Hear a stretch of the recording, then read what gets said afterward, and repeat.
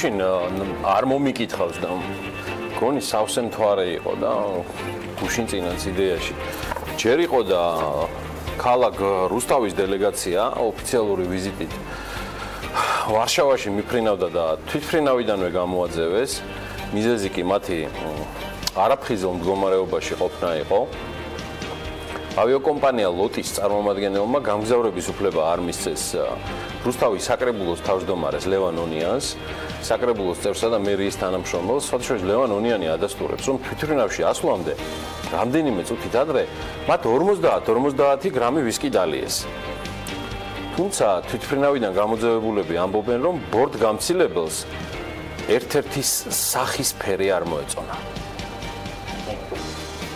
ეთყობა 50 გრამმა ასე იცის კიდევ კარგი ბიჭებმა პასტო არ მისცეს თორემ პოლონური წესით გაროზგვას ვერ გადაურჩებოდნენ აი წყალტუბოში კი სრულიად ფხიზლები ფიქრობენ რომ ადგილობრივმა ხელისუფლებამ შეიძინოს ველოსიპედები და შემდეგ გააქირაონ ასეა ბათუმში ქალაქის ყოფილ მესვეურებს 1,5 მილიონ ლარს ედავებიან აუდიტის სამსახურის დასკვნის საფუძველზე თბილისში კი ფრაქცია მრეწველების თავმჯდომარე უმრავლესობის დეპუტატი სიმონ მოზაძე მრავალშვილიანი დედებისთვის ქართლის დედის სტატუსის მინიჭებას ითხოვს საუბარია იმ დედებზე რომლებიც შვილებს ქართული ცნობიერებით აღზრდიან და მისი არც ერთი შვილი არ იქნება ნასამართლები დილა მშვიდობისა ჩემო მეგობრებო დღეს 17 მაისია ამაღლებას გისურვებთ ყველას მშვიდობიან ბარაქიან დღეს წარმატებული დღე გქონოდეთ გუშინ მოგიყევით სოფლიო ბანკის საკმაოდ მძიმე კვლევის შესახებ სადაც აღნიშნულია რომ ყოველი მეხუთედან საქართველოში ერთი ღარიბი ყავს და მძიმეა საქართველოს პოზიციები რეგიონალურ წრილში ამ მაჩვენებლით ჩვენ მხოლოდ ტაჯიკეთს ვუსწრებთ მაშინ როცა ჩვენზე წინ არიან სომხეთის და რუსეთის მძიმეა სოფლიო ბანკის შეხედულებები ანტიმონოპოლიურ კანონმდებლობაზე რომელსაც ფაქტიურად და პირდაპირ არაეფექტურს უწოდებენ ისე ამაზე გამახსენდა და გულზე მჯიხს რომ არ ვიშურებ და მაღალფარდოვანი რო ვართ განათლება რომ მინუს უსასრულობაში გადავიდა და ქვეყნის თანმიმდევრულ განვითარებაზე მხოლოდ ემოციურ და სრულიად დისკოორდინირებულ განცხადებებს აკეთებს ჩვენი საყველაფროები და ექსპერტები დაუთვლია თუ არა ვინმეს რამდენად მდიდარია საქართველო და საერთოდ სად ვართ ან ვის ვედრებით აი მაგალითად ვედრებით კი აფრიკას კი ბატონო რა პრობლემაა აი აგერ კონკრეტული სტატისტიკაც რომელიც Forbes-მა გუშინვე დათვალა იმედია ეს მაინც დაგაზეპირებინებთ რომ ქვეყნის სიმდიდრის და ეკონომიკური განვითარების ყველაზე მეტად გავრცელებული და დადგენილი მაჩვენებელი ერთ სულ მოსახლეზე საშუალო წლიური შემოსავალი გახავთ და როდესაც ერთმანეთს სხვადასხვა ქვეყნებს ვადარებთ შემოსავლის საზომად უნდა გამოვიყენოთ ეგრეთ წოდებული საერთაშორისო დოლარი PPP რომელიც ითვალისწინებს იმ გარემოებას რომ დოლარს სხვადასხვა ქვეყანაში განსხვავებული მყიდველობითი უნარი აქვს მოკლედ სავალუტო ფონდის მონაცემებით 2017 წელს საქართველოში ერთ სულ მოსახლეზე საშუალო შემოსავალი 10,747 PPP დოლარი იყო. და ამ მაჩვენებლით ჩვენ 10 აფრიკულ ქვეყანას ჩამოვჩევთ. ყველაზე მდიდარი აფრიკული ქვეყანა ეკვატორული გვინეაა. იქ ერთ სულ მოსახლეზე 36,717 PPP დოლარი შემოსავალია და მოხდა გვინეა მდიდარია, ნავთობით მდიდარი ქვეყანაა, მეორე ადგილზე სეიშელებია. სეიშელი 28,779 დოლარით არის წარმოდგენილი. ეს პატარა კუნძულოვანი სახელმწიფოა, სადაც 100,000-მდე ადამიანი ცხოვრობს. იგი 1976 წლამდე საფრანგეთის კოლონია იყო. არის ერთ-ერთი საუკეთესო ადგილი საზღვაო ტურიზმისთვის.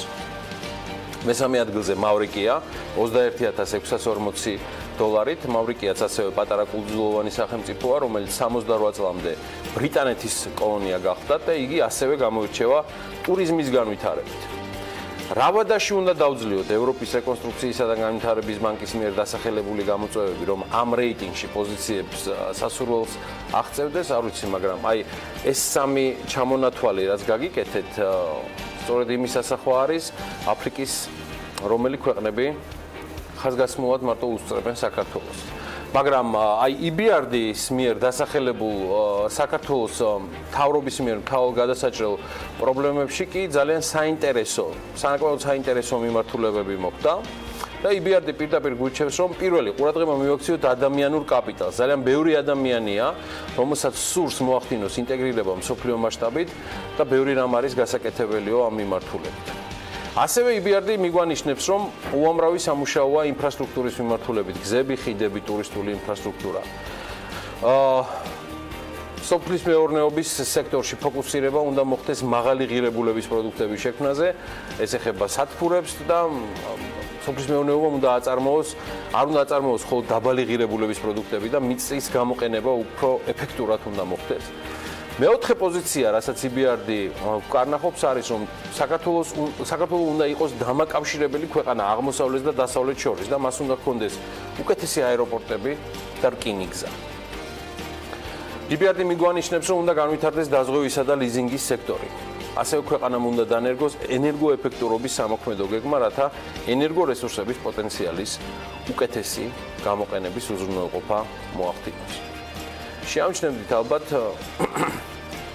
ამ EBRD-ის გახსენებაზე თავისი რუბრიკა ამ კვირაშიც და წინა კვირაშიც არ იყო სატელევიზიო ჰოსტი, თუმცა კარგი და ახალი პროექტი ჰოსტი დაანონსა ჩვენმა წამყვანმა ნინო ზამბახიძემ ვალერი ჩეხერიასთან სტუმრობისას რესპონდენტის აპლუაში გაცდენის მიზეზით საპატიო აქვს და აგერ ბატონო ისეთი ცნობა დადო ხმა როგორ ამომეღება საქართველოს ფერმერთა ასოციაციის თავმჯდომარე ნინო ზამბახიძე აზია წყნარი ოკეანიის ეკონომიკური და სოციალური კომისიის 74 სესიაზე სიტყვით გამოვიდა და საქართველოს სოფლის მეურნეობის სფეროზე ისაუბრა.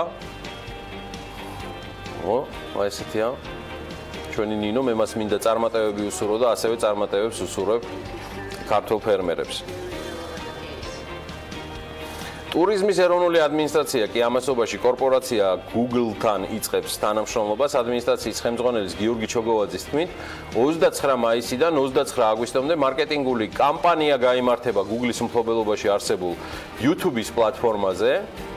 კამპანია მოიცავს შემდეგ ქვეყნებს ბრიტანეთი, დიდი ბრიტანეთი, გერმანია, იტალია, პოლონეთი, უკრაინა, ესტონეთი, ლიტვა, ლატვია, ისრაელი, თურქეთი, საუდის არაბეთი და არაბთა გაერთიანებული საემიროები.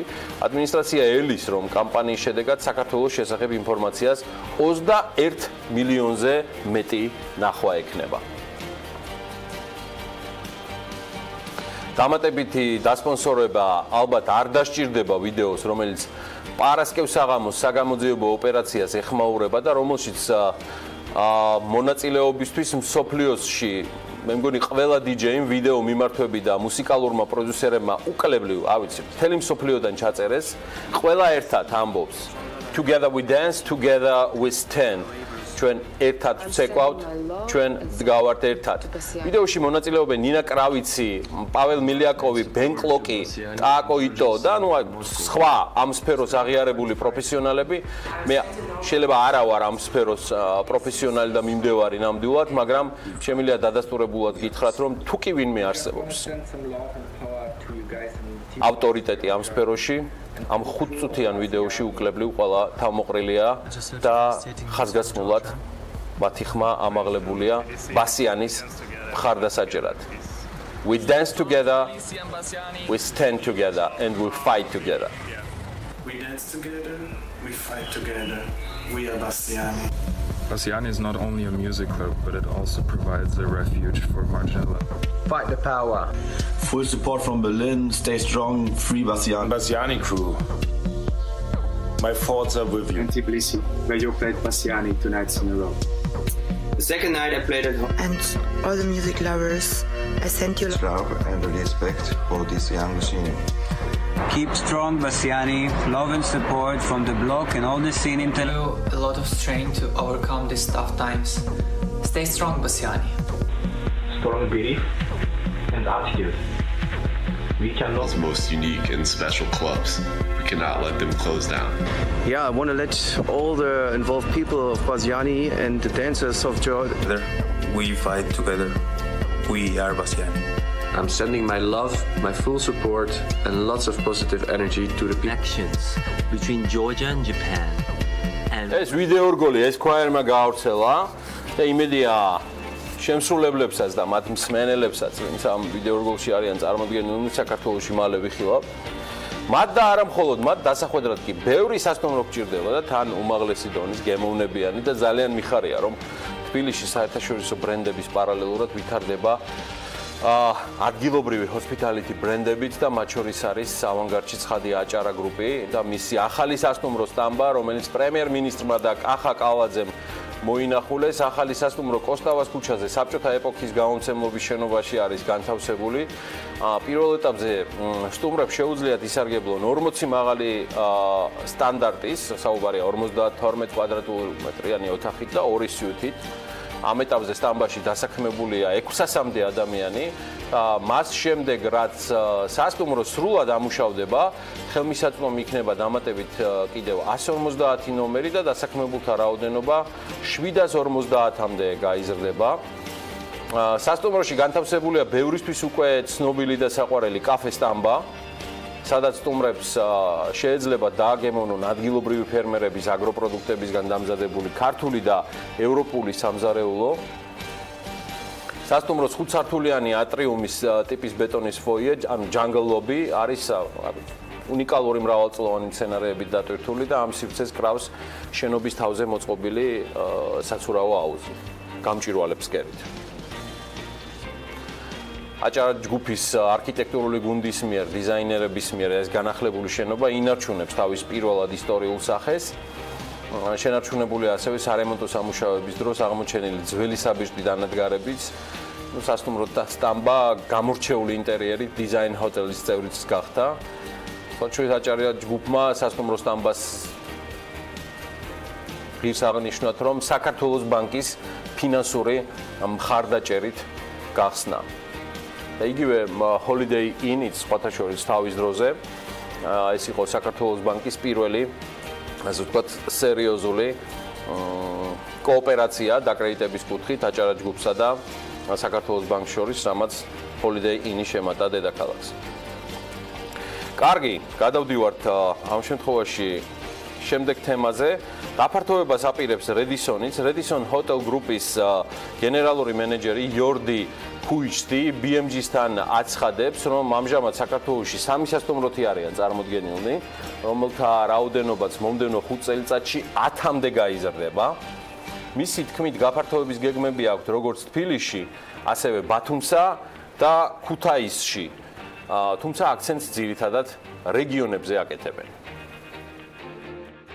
გაფართოების ძალიან მკაცრად გაწერილი გეგმა გვაქვს. 7 ახალი სასტუმროს გახსნას ვაპირებთ, რის შემდეგაც საქართველოში 10 სასტუმროთი ვიქნებით წარმოდგენილი.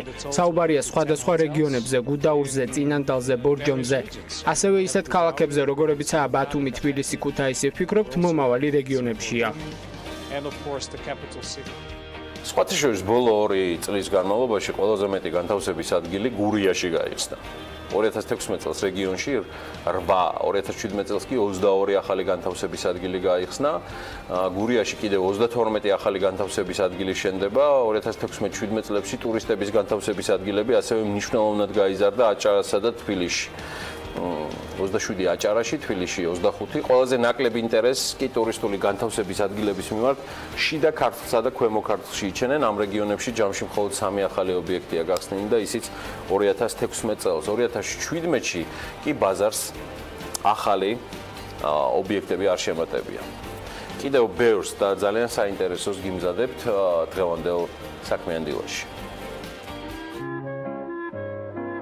17 მაისს დილას საქმიანად იწყებენ ბექა-ბექაია, სერგი შუღაროვი, გეგა მეთეფშიშვილი, ბესიკ ჯიქურაული, გივი მიქანაძე, თათა ხეთაგური, თათია ჩაფიჩაძის სტუმარი ილია ელოშვილი იქნება. დილა საქმიანია TV Pirveli-ზე.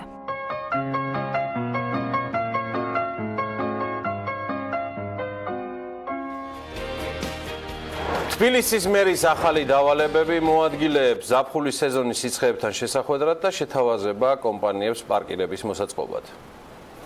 რა ბედიელი კომპანიას სვეტის კლიენტებს და რა გეგმაზე მუშაობს მენეჯმენტი. რამდენიმე წუთში ბიზნეს სიახლეებში ანანო ოპიაშულთან ერთად. ვიზეარე ქუთაისის აეროპორტიდან ფრენებს 7 ახალი მიმართულებით იწყებს, ამატებს და აგრძელებს. ქუთაისში კი დღეს ქალისა და მამაკაცის ტანსაცმლის მწარმოებელი ქარხანა გაიხსნება.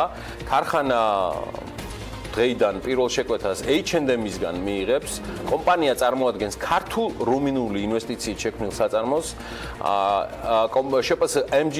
MGM Taxi არის რუმინული ტანსაცმლის წარმოებელი კომპანიის Otoro's შვილობილი კომპანია, რომელიც პროდუქციას მსოფლიოში ისეთი ცნობილი ბრენდებისთვის აწარმოებს, როგორიც არის H&M, Mango, Zara, Coasti, Colvetta, United Colors of Benetton, Oasis და კიდევ მრავალი სხვა. წინასწარი ინფორმაციით საწარმო ექსპორტზე იქნება ორიენტირებული, კერძოდ უახლესი ტექნოლოგიით დამზადებულ მაღალხარისხიან პროდუქციას ევროპის ქვეყნებში გაიტანს. MGM Taxi წლიურად 3.3 ლარის ტანსაცმლის წარმოება შეძლებს და მე მგონი ეს ზღვარი არ უნდა იყოს. ხო, მე როგორც ვიცი ამ ამბავს დღეს მთავრობის პირველი წევრებიც და უმაღლესი წევრებიც არ გამოაკლდებიან. ეს ამბავი საერთოდაც არ მიყვის რატომ. თუმცა საქმიანი დილას ვერასდროს და ვერანაირი მიზეზით ვერ დააკლდება ანა ლაპიაშვილი. ანა დილამშვიდობის. დილამშვიდობის გიორგი, ნამდვილად არ იქნება დანაკლისი დღეს განსაკუთრებით ეკონომიკური გუნდის წარმომადგენლებისგან პირველი ვიცე-პრემიერი იქნება დღეს ქუთაისში. დანარჩენი ამბების შესახებ კი ბიზნეს სიახლეებში სულ რამდენიმე წამში მოგეყვებით.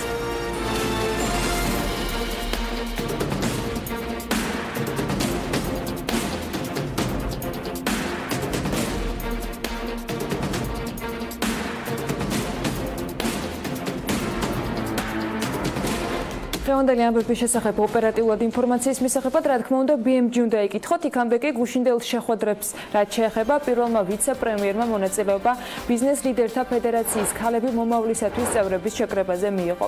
შეხვედრაზე საუბარი ქალის როლზე საქართველოს ეკონომიკურ ცხოვრებაში წარიმართვა, ასევე იმ გამოწვევებზე, რომელთა წინაშეც ბიზნესმენი ქალები არიან. დიმიტრი ხუნციშვილმა ბიზნეს ლიდერთა ფედერაციის წევრებს დეტალურად გააცნო მთავრობის ეკონომიკური პოლიტიკის გადაწყვეტილებები და მათი გავლენა ეკონომიკაზე.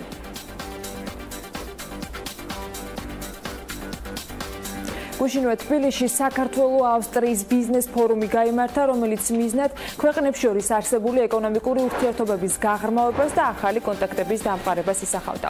ღონისძიების ფარგლებში საქართველოში ავსტრიის ბიზნეს სექტორის 30-მდე წარმომადგენელი იყო ჩამოსული. მათ ინტერესში კი ადგილობრივ ბიზნეს სექტორთან კომუნიკაცია და საქმიანი კონტაქტების დამყარება შედიოდა. ქართულ ბიზნეს სექტორს საშუალება ჰქონდა პოტენციურ ბიზნეს პარტნიორებთან სექტორების მიხედვით საქმიანი მოლაპარაკებები გაემართა და თანამშრომლობის პერსპექტივებზე ემსჯელა. სავაჭრო სამრეწველო პალატაში ბიზნეს ფორუმზე დასასწრებად ქართული ბიზნეს სექტორის 110 წარმომადგენელი იყო რეგისტრირებული. მიწისქვეშა პარკინგის მოსაწყობად 3 ლოკაცია დედაქალაქში დაინტერესებულ კერძო კომპანიებს სიმბოლურ ფასად ერთლარად გადაეცემათ. ამის შესახებ თბილისის მთავრობის ხდომაზე კახაკალაძემ კიდევ ერთხელ განაცხადა, ის აღნიშნავს, რომ 3-ვე ლოკაციაზე დაახლოებით 7-15 საპარკინგი ადგილის მოწყობაა შესაძლებელი. ხოლო ინტერესთა გამოხატვაში გაიმარჯვებს კომპანია, რომელიც მუნიციპალიტეტს მეტ საგარანტიო უზრუნველყოფას შესთავაზებს. მერმა ბიზნეს სექტორს მოუწოდა, რომ ამ შესაძლებლობით დაინტერესდნენ და ადგილობრივ ხელისუფლებასთან ერთად ქალაქის საკეთილდღეოდ იმუშაონ.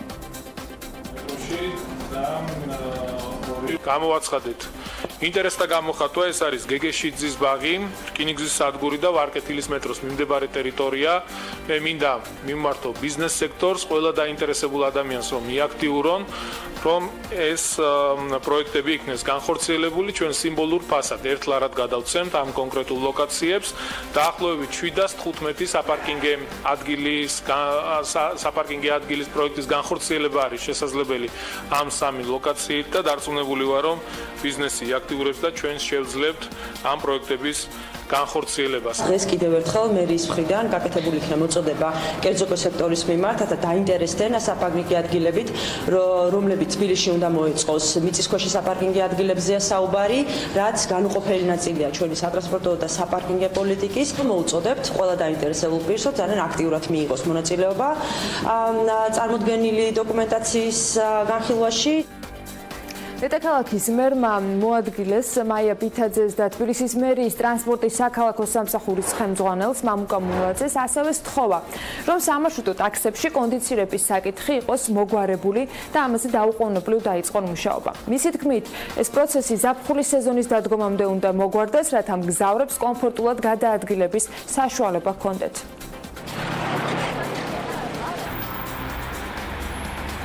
რადგან ზაფხული ახლოვდება, გავალებთ, რომ დაიწყოთ მოლაპარაკებები ეგრეთ წოდებულ ყვითელი მარშრუტების კომპანიის მფლობელებთან, რომ ზაფხულში კონდიცირების პრობლემა იყოს მოგვარებული და მერს და მერიას არ დაჭირდეს განმარტებების გაკეთება და მითითებების მიცემა, რომ ადამიანები იყვნენ ელემენტარულად კომფორტულ გარემოში და კომფორტულად შეეძლოთ მგზავრობა. ამიტომ გავალებთ, რომ დღესვე დაიწყოთ მოლაპარაკებები კომპანიასთან, რომ ეს პრობლემა არ გახდეს სალაპარაკო. თბილისის მთავრობის სხდომამდე გაირკვა, რომ მერიას დედაქალაქში ინფრასტრუქტურული პროექტების განსახორციელებლად სახელმწიფო ბიუჯეტიდან 30 მილიონი ლარი გამოეყოფა. გადაწყვეტილება სამუშაო შეხვედრაზე შედგა, რომელსაც კახაკალაძე, გიორგი კვირიკაშვილი და მამუკა ბახტაძე ესწრებოდნენ. მთავრობის ადმინისტრაციის ინფორმაციით, დამატებით გამოყოფილი 30 მილიონი ლარი მერიას მისცემს საშუალებას მიმდინარე წელსვე განახორციელოს 2019-20 წლებისათვის დაგეგმილი ინფრასტრუქტურული პროექტები. ეს დედაქალაქის მუნიციპალიტეტს მომდევნო 2 წლის ბიუჯეტში გამოუთავისუფლებს ფინანსურ რესურსს, რომელიც სპორტული ინფრასტრუქტურის განვითარებაზე უნდა დახარჯულიყო. კომპანია სვეტში კი რეორგანიზაცია მიმდინარეობს. BMG-სთან ამას კომპანიის წარმომადგენლები ადასტურებენ. სვეტის საინფორმაციო ცენტრის ოპერატორის მიერ მოწოდებული ინფორმაციით, რეორგანიზაციის პარალელურად მიმდინარეობს კომპანიის რებრენდინგიც. გარდა ამისა, ოპერატორის თქმითვე, კომპანია მოლაპარაკებების პროცესშია და შესაძლოა სვეტის პროექტები სხვა კომპანიამ გადაიბაროს. მსგავსი ინფორმაცია სათავო ოფისში მიაწოდეს დაზარალებულებსაც. აი, რაც შეეხება შეჩერებულ პროექტებს, კონკრეტულად მირცხულავას ქუჩაზე მდებარე ობიექტთან დაკავშირებით დასმულ კითხვაზე საპასუხოდ სვეტში ამბობენ, რომ ახალი პროექტები უკვე ატვირთულია მერის ვებგვერდზე და ამ ობიექტზე სამშენებლო ნებართვას თვის ბოლომდე ელოდებიან. მათივე ინფორმაციით 5-8 ბლოკის მშენებლობა მირცხულავას ქუჩაზე სავარაუდოდ ივნისიდან განახლდება. წარუდგინეთ თუ არა სვეტმა მერიას ახალი პროექტები დაკმაყოფილებს თუ არა ეს დოკუმენტაცია სამშენებლო ნებართვების გაცემის წინაპირობას, ინფორმაციას BMG-სთან თბილისის მერიის არქიტექტურის სამსახურისგან ჯერ ველოდებით. კომპანიაში კი მიმდინარე რეორგანიზაციის შესახებ ამ ეტაპზე ინფორმაცია არ აქვს სვეტის დაზარალებულების ადვოკატებსაც. ირაკლი ბურჯულაძე აღნიშნავს, რომ კომპანიის წინააღმდეგ საქალაქო სასამართლოში ერთდროულად რამდენიმე სარჩელია შესული. კონკურენციის სააგენტომ ტავ ურბან საქართველოს მიერ სარეგისტრაციო მოსაკრებლის ფასის განსაზღვრის პროცესში დომინირებული მდგომარეობის სავარაუდოდ ბოროტად გამოყენების ფაქტზე მოკვლევა არ დაიწყო.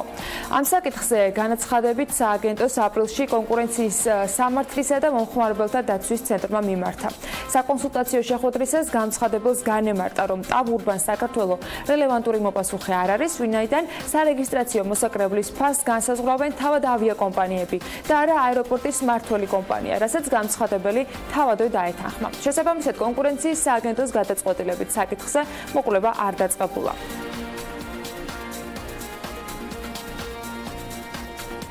დღეიდან ქუთაისის დავით აღმაშენებლის საერთაშორისო აეროპორტში კი ოპერირებას ვიზი არის მეორე ბაზირებული A320 ტიპის თანამედროვე საჰაერო ხომალდი დაიწყებს და რეგულარულ ფრენებს ესპანეთის, საფრანგეთის, ჩეხეთის, იტალიის და საბერძნეთის მიმართულებებით შეასრულებს. იზრდება ბერლინისა და დორტმუნდის მიმართულებით სიხშირეებიც. კომპანია 3 ივლისიდან ფრენებს უკვე ბუქარესტი ქუთაისის მიმართულებითაც შეასრულებს და 15 ნოემბრიდან პირდაპირ რეისების ჩამონათვალს დაემატება ასევე ავსტრიის ვენა ქუთაისის მიმართულებაც. კოოპერატივი ერთობა, რომელიც ბათუმის რესტორნებს სალათის ფურცლით ამარაგებს, ფართოვდება. კოოპერატივის დამფუძნებლის ჯაბა თავართფილაძის განცხადებით, ამჟამად ახალ სათბურს ააშენებენ, რომელიც 2100 კვადრატული მეტრი იქნება. კომპანიამ წელს ევროკავშირის პროექტის ემპარდის გრანტი მოიპოვა 30000 ლარის ოდენობით, რითაც 2100 კვადრატულ მეტრზე ახალი სათბური იქნება განთავსებული, სამშენებლო სამუშაოები კი ამ დროისათვის უკვე დაწყებულია. ემპარტის გრანტის დახმარებით ფართოვდება კიდევ ერთი კოოპერატივი ეკოსათბური, რომელსაც ეკოლოგიურად სუფთა ხილბოსტნეული მოჰყავს. კოოპერატივი ევროკავშირის პროექტის გრანტით სამაცივრე მეურნეობას აწყობს, სადაც სეზონურად მოყვანილ ხილს შეინახავენ და შემდეგ აყიდიან.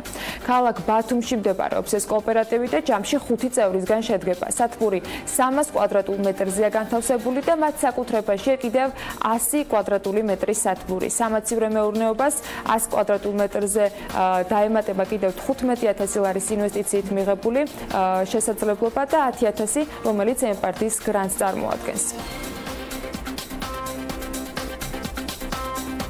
ასე იყო ბიზნეს სიახლეების პირველი ნაწილი, საინტერესო ამბებით უკვე მეორე ნაწილში დაგებრუნდებით, თუმცა იქამდე საულტო მიმოხილვა და ამინდის პროგნოზი, რომელთაც სულ მალე იქნებით ინფორმირებული.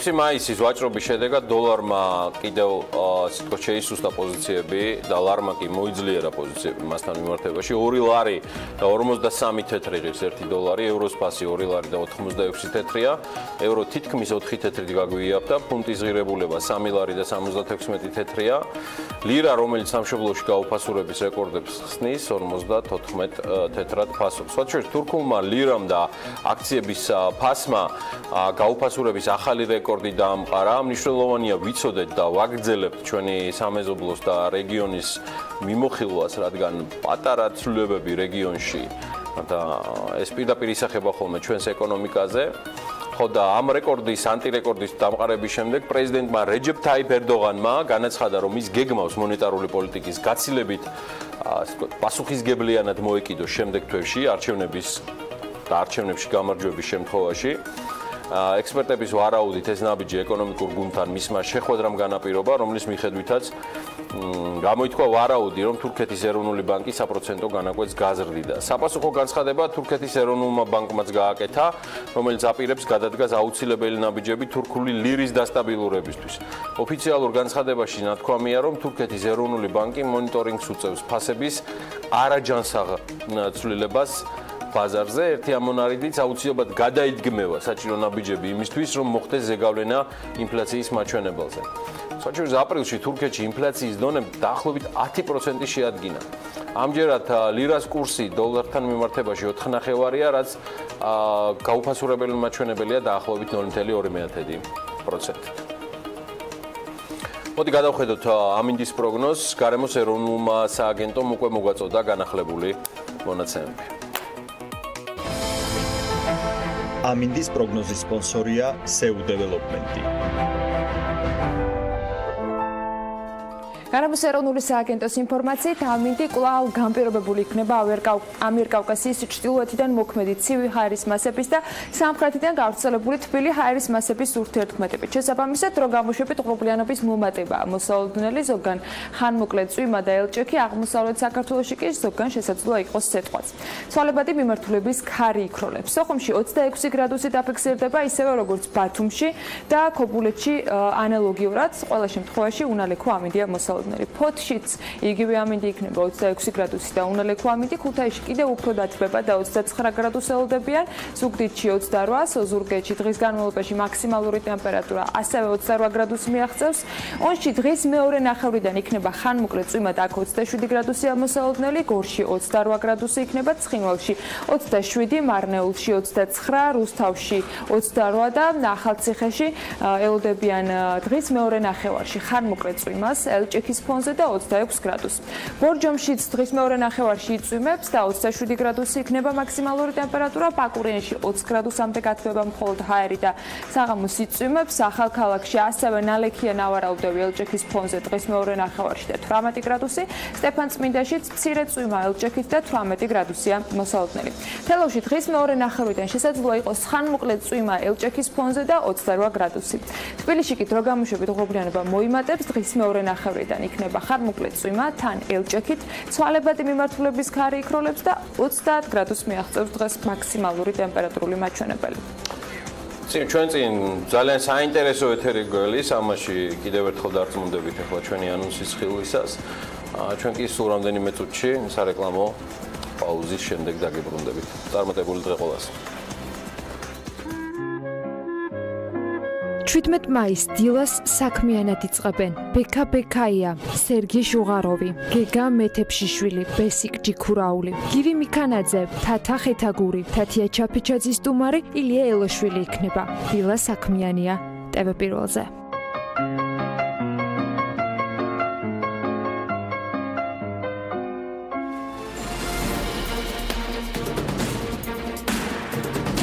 დილის პირველი სტუმრის მასპინძლობისას დღეს გვინდა დეტალურად გავეცნოთ გზას, რომელთაც კომპანია ნუტრიმაქსი 2009 წლიდან საშუალო და მცირე ფერმერთა ცხოველებისა და ფრინველების საკვებით უზრუნველყოფაზე მუშაობს. 2016 წლის სექტემბრიდან კი მათ განახლებული საწარმო წლიურად უკვე 50000 ტონა საკვების წარმოების ორიენტირების საშუალებას აძლევს. ცხოველური საკვებით ცხოველების უზრუნველყოფა საფრთხილო საქმეა. 9 წლის განმავლობაში მიღებული გამოცდილებით კი რთული მისახვედრი არ იყო, რომ კომპანია საერთაშორისო სტანდარტებზე მორგება სჭირდებოდა. დასახულ მიზანსაც მალე აქციას და ნუტრიმაქსის სურსათის უვნებლობის სტანდარტი ISO 22000-ის მფლობელი სულ ცოტა ხნის წინ გახდა. დღეს გსტუმრობენ ბექა ბექაია, შეფასე ნუტრიმაქსის დირექტორი და სალომე ლებანიძე, ასევე ნუტრიმაქსის ხარისხის უზრუნველყოფის მენეჯერი. და ამ ყველაფერზე თავად უფრო დეტალურად ისაუბრებენ. მოგესალმებით, მადლობა სტუმრობისათვის. სანამ ხარისხზე გადავალთ, რა ხდება კომპანიაში ბექა? სიახლეები თუ შეიძლება ამ 9 წლის თავზე გავაცნოთ ჩვენ საქმიან მაყურებელს. ყველაზე მოგესალმებით პირველ რიგში, ისეთი ცხელი სიახლე ის გვაქვს, რომ აი ამ წუთებშიც მაგალითად აზერბაიჯანში არის საერთაშორისო გამოფენა სასოფლო სამეურნეო მიმართულებით და ჩვენი წარმომადგენლები ჩვენ აქ რო ვართ, ისინი იქ წარგვადგენენ და კი ანუ აზერბაიჯანის ბაზარზე პირველ ნაბიჯებს დგამთ. ეს არის ესეთი კარგი სიახლე. თან გამოცდილება რეგიონში გაქვთ იმის გათვალისწინებით, რომ სომხეთში აქტიურად მუშაობთ. სომხეთში უკვე რამდენი 2 წელია დაახლოებით ექსპორტს ვახორციელებთ და ვითარდებით წინ მივდივართ პრინციპში იზრდება და არ ვაპირებთ გაჩერებას. კარგია. ამაში ხელი შემწყობი იქნება მათ შორის ის სერტიფიკატი, რომელიც უკვე მიიღეთ ISO 22000. სანამ აქამდე მიხვიდოდით, როგორ იყო საწარმო მოწყობილი და რამდენად რთული იყო გადაწყობა ამ სტანდარტზე? ფინანსურადაც და მათ შორის ტექნოლოგიურადაც. რა თქმა უნდა, ISO სერტიფიკატი ძალიან მნიშვნელოვანია, თუმცა არა თვითონ სერტიფიკატი, ანუ ფურცელი. გაცილებით მნიშვნელოვანია აი სისტემა, რომელსაც გულისხმობს თვითონ ISO შიგნით. ჩვენ შევახსენებთ მაყურებელს დაახლოებით 9 წელია მოღვაწეობთ, ნელ-ნელა გავიზარდეთ და როგორც თქვენ ახსენეთ 2 წლის წინ წელიწად ნახევრის წინ დაახლოებით გავხსენით უკვე ახალი ქარხანა, თანამედროვე დიდი, ესეც გადაწყვეტილება იყო, გარკვეული ეტაპი იყო ჩვენს საქმიანობაში და ამის შემდეგ უკვე გადავწყვიტეთ, ესეთ ძალიან მტკიცეთ, რომ აუცილებელი იყო ქონოდა ხარისხის მართვის სტანდარტები, რომელიც უზრუნველყოფდა პირველ რიგში ჩვენი პროდუქციის სტაბილურ ხარისხს. ანუ არ გვინდოდა მხოლოდ ქონოდა სერტიფიკატი, რომელსაც ვიღაცას ვაჩვენებდით. გვინდოდა რეალურად ყოფილიყო ჩვენი პროდუქტი სტაბილური ხარისხის. ეს გადაწყვეტილება მივიღეთ ჩვენს ჰოლანდიელ პარტნიორებთან ერთად, ჩვენ ერთ-ერთი მსხვილი ჰოლანდიური მსოფლიო მასშტაბის კომპანიის თროუნუტრიშენის პარტნიორები ვართ საქართველოში და დღეს რა დონეზეც ვართ, მათი წვლილი ძალიან დიდია. მათთან ერთად მივიღეთ ეს გადაწყვეტილება. მათი ჩართულობაც იყო ასევე ძალიან დიდი ამ პროცესში და მივიღეთ გადაწყვეტილება შემდეგ კონკრეტულად ავარჩიეთ კონკრეტული სერტიფიცირებელი კომპანია, ეს არის ტულსუდი, ესეთი ასევე ძალიან ესეთი სოფლიო მასშტაბის ძალიან ავტორიტეტული კომპანია და მისი წარმომადგენელი საქართველოში მენეჯმენტ სისტემსი ძალიან კარგი კომპანია და დავიწყეთ პროცესი. სალომე, ესეთი კითხვა მაქვს თქვენთან. პროცესი ბექამ ახსენა კიდეც. ეს არ არის რაღაცა ბანალურად რაღაცა პერიოდის შემდეგ უბრალოდ დამადასტურებელი სერტიფიკატის მიღება. არ ვიცი გადაშენდნენ თუ არა ეს კომპანიები, რომლებიც მარცხნივ მაჯვნივ იძლეოდნენ ამ ტიპის სერტიფიკატებს, მაგრამ მენეჯმენტის სისტემებზე და ელგუჯამელაძის მიმართულებაზე ამას ნამდვილად ვერ ვიტყვი და რატომ? ვინც კი ჩვენ დაგვინტერვიუებია, უკლებრივ ყველა აღნიშნავს პროცესის სირთულეს. დააუდიტირების, ასე ვთქვათ, სირთულეებს ყოველწლიურად. მე მინდა რომ აღწეროთ ეს პროცესი. თქვენი და ბექას მოსვლის კიდევ ერთი მიზანი აქ არის რომ გაუზიაროთ მეწარმეებს და საქმიან ადამიანებს ის გამოცდილება რა გაიარეს და რა შედეგს ვიღებთ ამ ყველაფრიდან გამომდინარე. იმიტომ რომ მნიშვნელოვანია ესეთი მაგალითებიც რომ გქონდეს. დიახ, პროცესი რა თქმა უნდა არის საკმაოდ რთული, შრომატევადი. მოითხოვს აბსოლუტურად ყველა რგოლის ჩართულობას, ანუ ყველა თანამშრომლობდე უნდა იყოს სწორად მიტანილი ზოგადად რას ნიშნავს ეს, რატომ არის საჭირო და რისთვის გვჭირდება. სწორედ აქ ვაწყდებით ხოლმე ყველაზე დიდ პრობლემას, იმიტომ რომ ადამიანებმა უნდა გაიაზრონ, რომ ეს არ არის მხოლოდ სერტიფიკატი და ამას ავაფრიალებთ, ასე ვთქვათ, და შემდეგ ყველაფერი ხსნილ გვექნება. აქ არის მთავარი სისტემური მიდგომა და მუდმივად სტაბილური პროდუქციის წარმოების უზრუნველყოფა.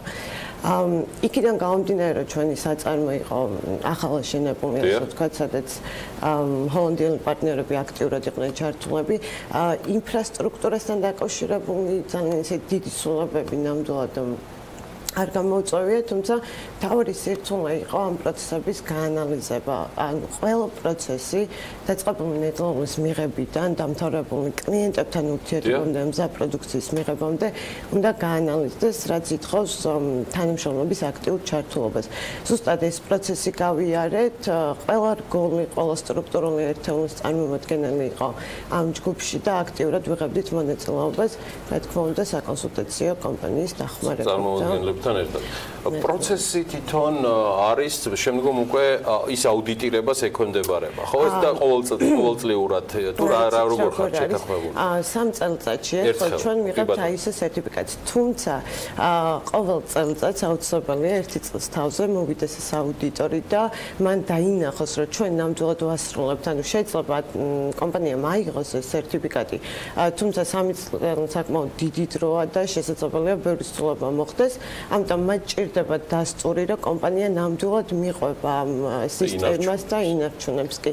და აქვე ვახსენებ, რომ ჩვენ სულ ცოტა ხნის წინ ავიღეთ, ეს იყო პირველადი აუდიტი, თუმცა ამ შემთხვევაში ცოტა ლოიალურები არიან ხოლმე აუდიტორები, თუმცა უფრო და უფრო ყოველწლიურად გართულდება ეს აუდიტი.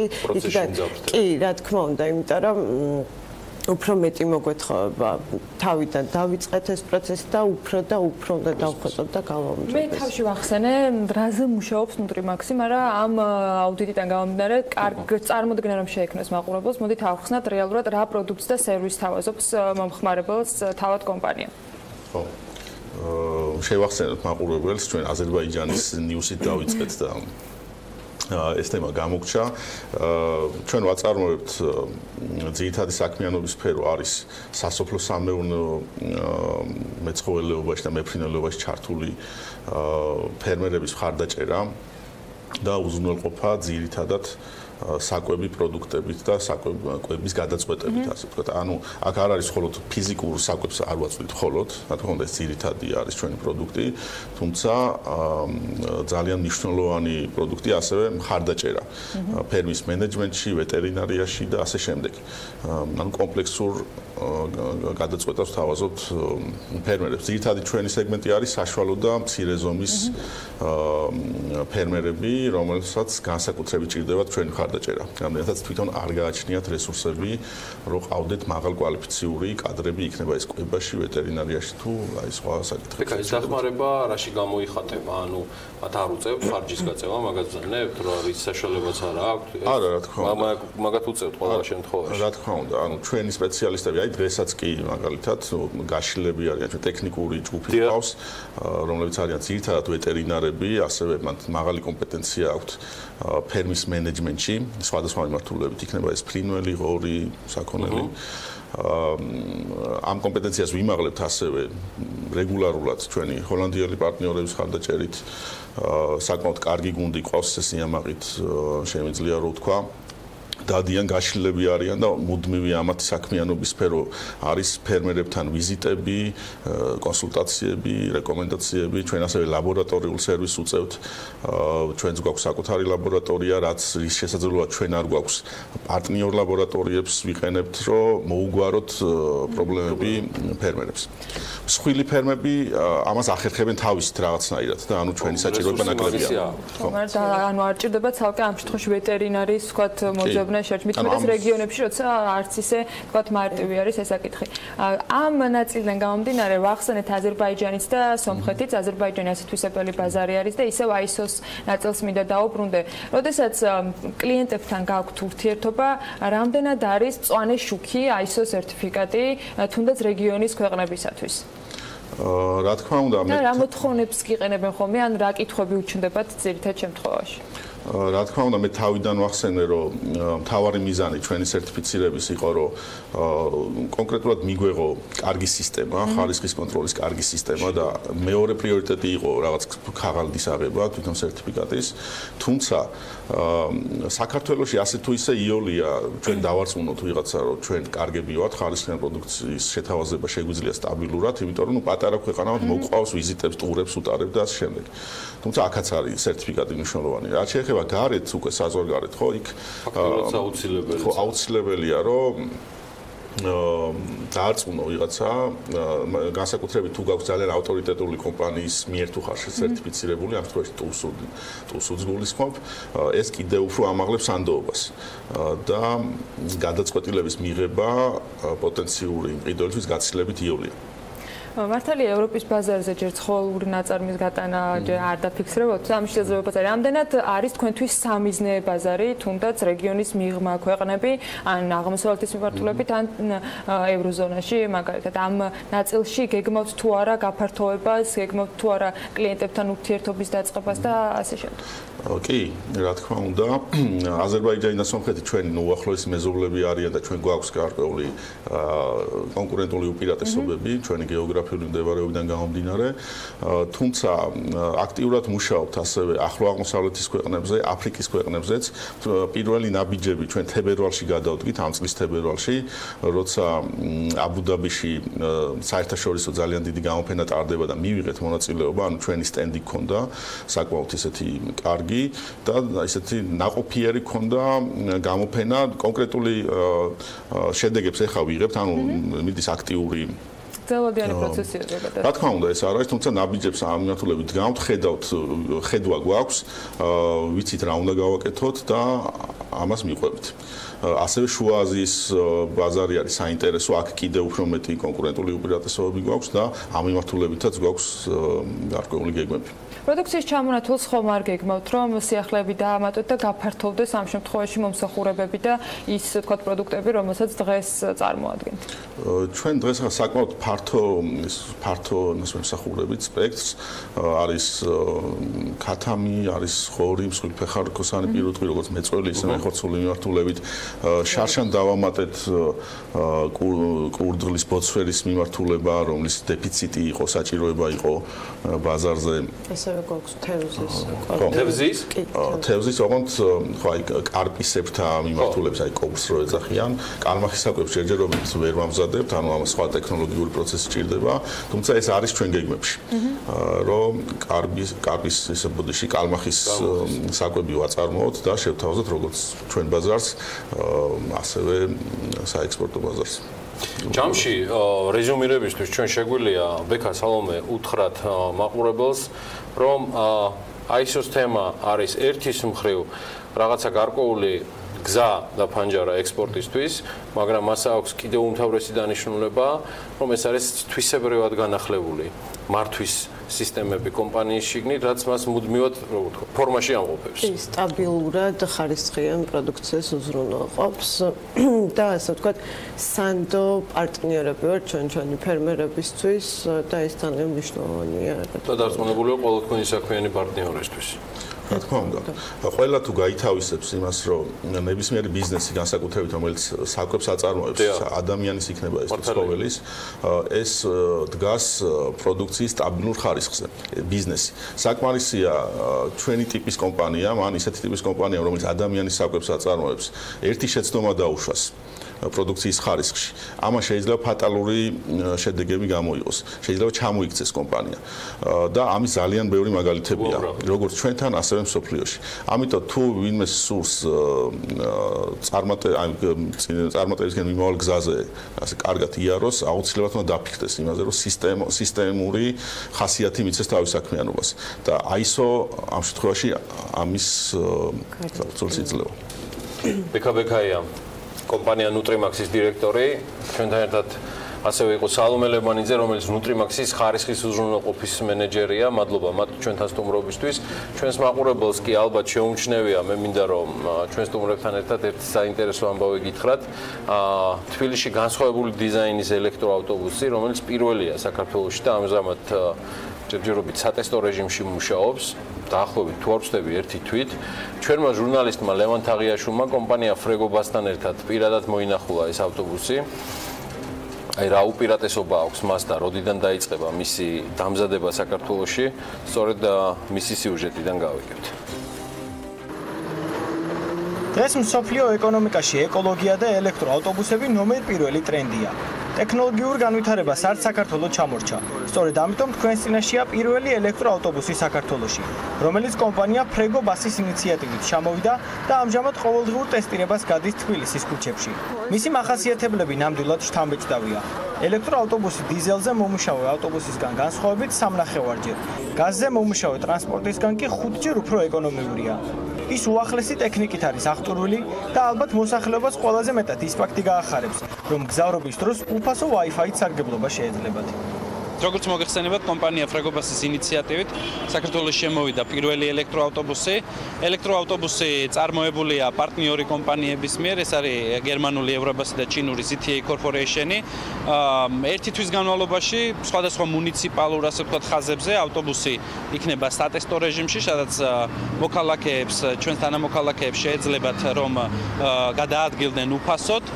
რაც შეეხება სამომავლო გეგმებს, ტესტირების რეჟიმის დასრულების შემდეგ იგეგმება ელექტროავტობუსის ამწყობის საწარმოს დაფუძნება, მშენებლობა საქართველოში და სამომავლოდ ელექტროავტობუსების როგორც საქალაქო, ისე საქალაქთაშორისო საქართველოში აწყობა.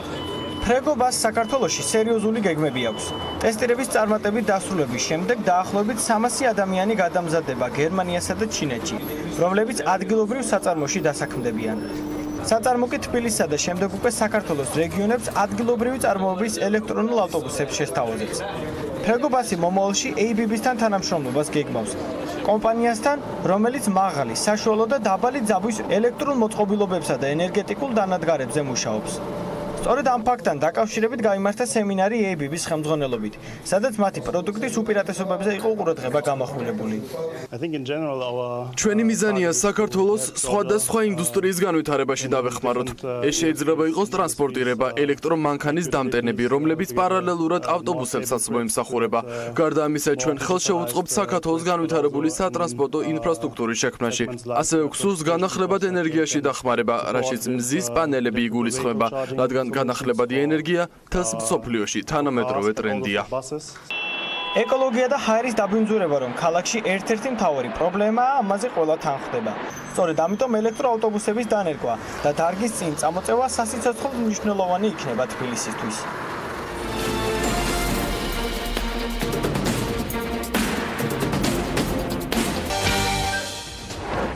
ონის ჰესების გასტარდეს ინვესტორი გარემოზე ზემოქმედების შეფასებაზე დადებით დასკვნას დაახლოებით 1 თვეში ელოდება. რა რჩევებს აძლევს Google უკრაინის დირექტორის საქართველოს? სათამაშო ბიზნესის ასოციაცია კი საკანონმდებლო ორგანოსგან თამბაქოს კონტროლის შესახებ კანონში ცვლილების შეტანას და მის დაზუსტებას ითხოვს. ამავე დროს თამბაქოს კონტროლის ალიანსი კი სამორინეებსა და სიგარაბარებში მოწევის მთლიანად აკრძალვას მოითხოვს. ბიზნესი ახლების მეორე ნაწილით ვართ საქმიანი დილის ეთერში ანაკლიის ეკონომიკურ ზონაში საერთაშორისო არბიტრაჟის პრინციპი დაინერგება. Როგორც ცნობილია, ანაკლიაში ღრმაწყლოვანი პორტი პირველ გემებს 2020 წლისათვის მიიღებს. Ამ დროისთვის ამოქმედება ასევე სპეციალური ეკონომიკური ზონაც, რომელიც კომპანიებს არა მხოლოდ საგადასახადო შეღავათებს, არამედ საოპერაციო ნაწილში გამარტივებულ პროცედურებსაც შესთავაზებს. ანაკლიის სიტის აღმასრულებელი დირექტორი ქეთი ბოჭორიშვილი ამბობს, რომ ამ ეტაპზე მუშაობა მიმდინარეობს მთავრობასთან შესაბამის კანონმდებლობაზე, რომელიც ანაკლიაში კომპანიების მოზიდვის ერთ-ერთი წინაპირობა გახდება. სპეციალური ეკონომიკური ზონა, რა თქმა უნდა, გულისხმობს გარკვეულ შეღავათებს, მაგრამ ეს არ არის კონკრეტულად გადასახადებზე მიბმული, რადგან ძალიან მნიშვნელოვანია არასაგადასახადო მიმართულებითაც სხვა სტიმულირება, რომელიც კომპანიებს კიდევ უფრო დიდ, ესე რომ ვთქვათ, სურვილს გაუჩენს, რომ ამ ზონაში იყოს. ეს არ არის მხოლოდ საგადასახადო კუთხით შეღავათები, საგადასახადო კუთხით შეღავათები არსებულ ინდუსტრიულ ზონებს ერთ-ერთი საუკეთესო აქვს. ეს არის უკვე უფრო მეტად ოპერაციის ნაწილში, რაც შეიძლება უფრო ნაკლები, ესე რომ ვთქვათ, ბიუროკრატია იყოს, გამართული სისტემა იყოს, ნაკლები, ესე რომ ვთქვათ, ბიუროკრატიასთან უწევდეს კომპანიებს შეხება და ასევე ვფიქრობთ საერთაშორისო არბიტრაჟს, რომელიცაც ძავნერგავთ. ონის ჰესების კასკადის ინვესტორი გარემოზე ზემოქმედების შეფასებაზე დადებით დასკვნას დაახლოებით ერთ თვეში ელოდება. პროექტი კომპანია ფერმა თანაინვესტირების ფონდთან ერთად უნდა განახორციელოს. ინვესტორი ჰესების მშენებლობას ჯერ კიდევ გასული წლის შემოდგომაზე გეგმავდა, თუმცა მოსახლეობისა და გარემოს დამცველების პროტესტის ფონზე ჯერ კომპანიას არც ერთ გარემოზე ზემოქმედების დადებითი შეფასება არ აქვს და შესაბამისად სამშენებლო ნებართვებიც არ მიუღია. BMG-სთან საუბარში კომპანია ფერის ხელმძღვანელი ლაშა იორდანიშვილი ამბობს, რომ გარემოს დაცვის სამინისტროსთან აქვს მოლაპარაკებები და აქვს მოლოდინი, რომ დადებით დასკვნას დაახლოებით ერთ თვეში მიიღებენ. პროექტის საინვესტიციო ღირებულება კი 340 მილიონი დოლარია. 200 მეგავატის სიმძლავრის ონის ჰესების კასკადის პროექტი მშენებლობის დაწყებიდან 5 წელიწადში უნდა დასრულდეს. EBRD-ის რეგიონული დირექტორი ბრუნო ბალვანერა ბოლო პერიოდში ენერგეტიკული პროექტების აშენებასთან დაკავშირებით მოსახლეობის საპროტესტო აქციებთან დაკავშირებით ამბობს, რომ საქართველოში სიტყვის თავისუფლებაა და ადამიანებს კონკრეტულ საკითხებზე საკუთარი აზრის დაფიქსირება შეუძლიათ. ის ასევე აღნიშნავს, რომ ამ პროცესში მთავარია მხარეებმა ერთმანეთთან მჭიდრო კონტაქტი იქონიონ და აზრები გაცვალონ. საქართველო არის ქვეყანა, სადაც სიტყვის თავისუფლება აქვს, პატივსცემენ განსხვავებულ აზრს და უსმენენ ადამიანებს, რომლებსაც აქვს სხვა პოზიცია. ამასთან ერთად არიან ის ადამიანებიც, რომლებიც მხარს უჭერენ საქართველოში ჰიდროელექტროსადგურების განვითარებას. ჩვენ თავს გრძნობთ კომფორტულად, რადგან ვიცით, რომ გარემო არის დაცული. უსაფრთხო, სოციალური უფლებები დაცულია და ვიცით, რომ გრძელვადიან პერსპექტივაში ეს პროექტები სარგებელს მოუტანს არა მხოლოდ ქვეყანას, არამედ ადგილობრივ მოსახლეობასაც. ერთადერთი რაც გვჭირდება არის დიალოგი ერთმანეთთან, რადგან გავუზიაროთ ხედვები. საქართველოში ინტერნეტის და ციფრული ტექნოლოგიების განვითარების მიმართულებით პროგრესს ვხედავ. ამის შესახებ Google უკრაინის ხელმძღვანელმა თქვა. ის ამბობს, რომ ქვეყანაში დადებითი ტენდენციები შეიმჩნევა, თუმცა მნიშვნელოვანია, რომ ქვეყანაში ციფრული კუთხით განათლება იზრდებოდეს და ამას მთავრობამ განსაკუთრებული ყურადღება უნდა მიაქციოს. პირველად 2008 წელს ჩამოვედი აქ და მაშინ ვნახე ადამიანები, რომლებიც იყვნენ მონდომებულები, შეეცვალათ რამე და განევითარებინათ ინტერნეტი საქართველოში. 10 წლის შემდეგ შემიძლია გითხრათ, რომ მევხედავ ამ პროგრესს. საქართველოში ამ სფეროში ნორმალური მდგომარეობა, ინფრასტრუქტურა კარგია, ინტერნეტის ხარისხი კარგია, ხალხი გონება გახსნილია. ასე რომ, ყველაფერი კარგადაა.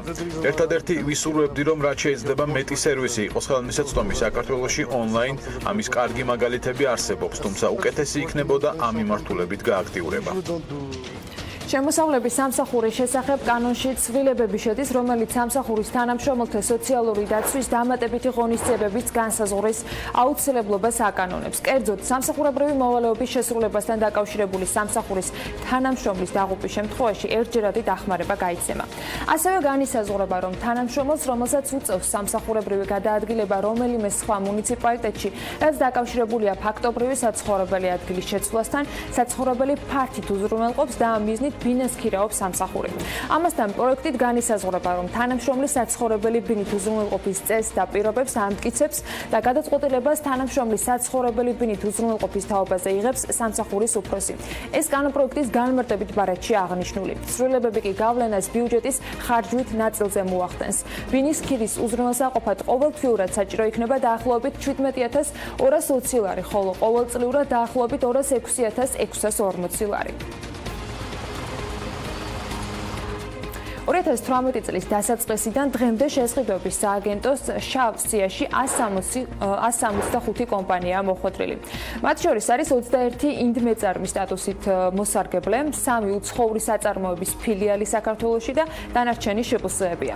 შავ სიაში მიმდინარე წელს მოხვდნენ ისეთი კომპანიები, როგორიც არის ალიგატორი, New Road Group-ი, Softmaster-ი, N-Capital-ი, Nili, Transmsheni, Orbi ჯგუფი, TAO და ასე შემდეგ. შავ სიაში რეგისტრაციის საფუძველი სახელმწიფო შესყიდვების შესახებ ხელშეკრულებით ნაკისრი ვალდებულებების არაჯეროვანი შესრულება. რაც შეეხება ეგრეთ წოდებულ თეთრ სიას, აქ წლის დასაწყისიდან დღემდე 3-ჯერ ნაკლები 56 კომპანიაა მოხვედრილი. მათ შორის არის შეფასე ინსი, სადაზღვევო კომპანია ალფა ალტა, NCC, ელიტა ბურჯი და სხვები.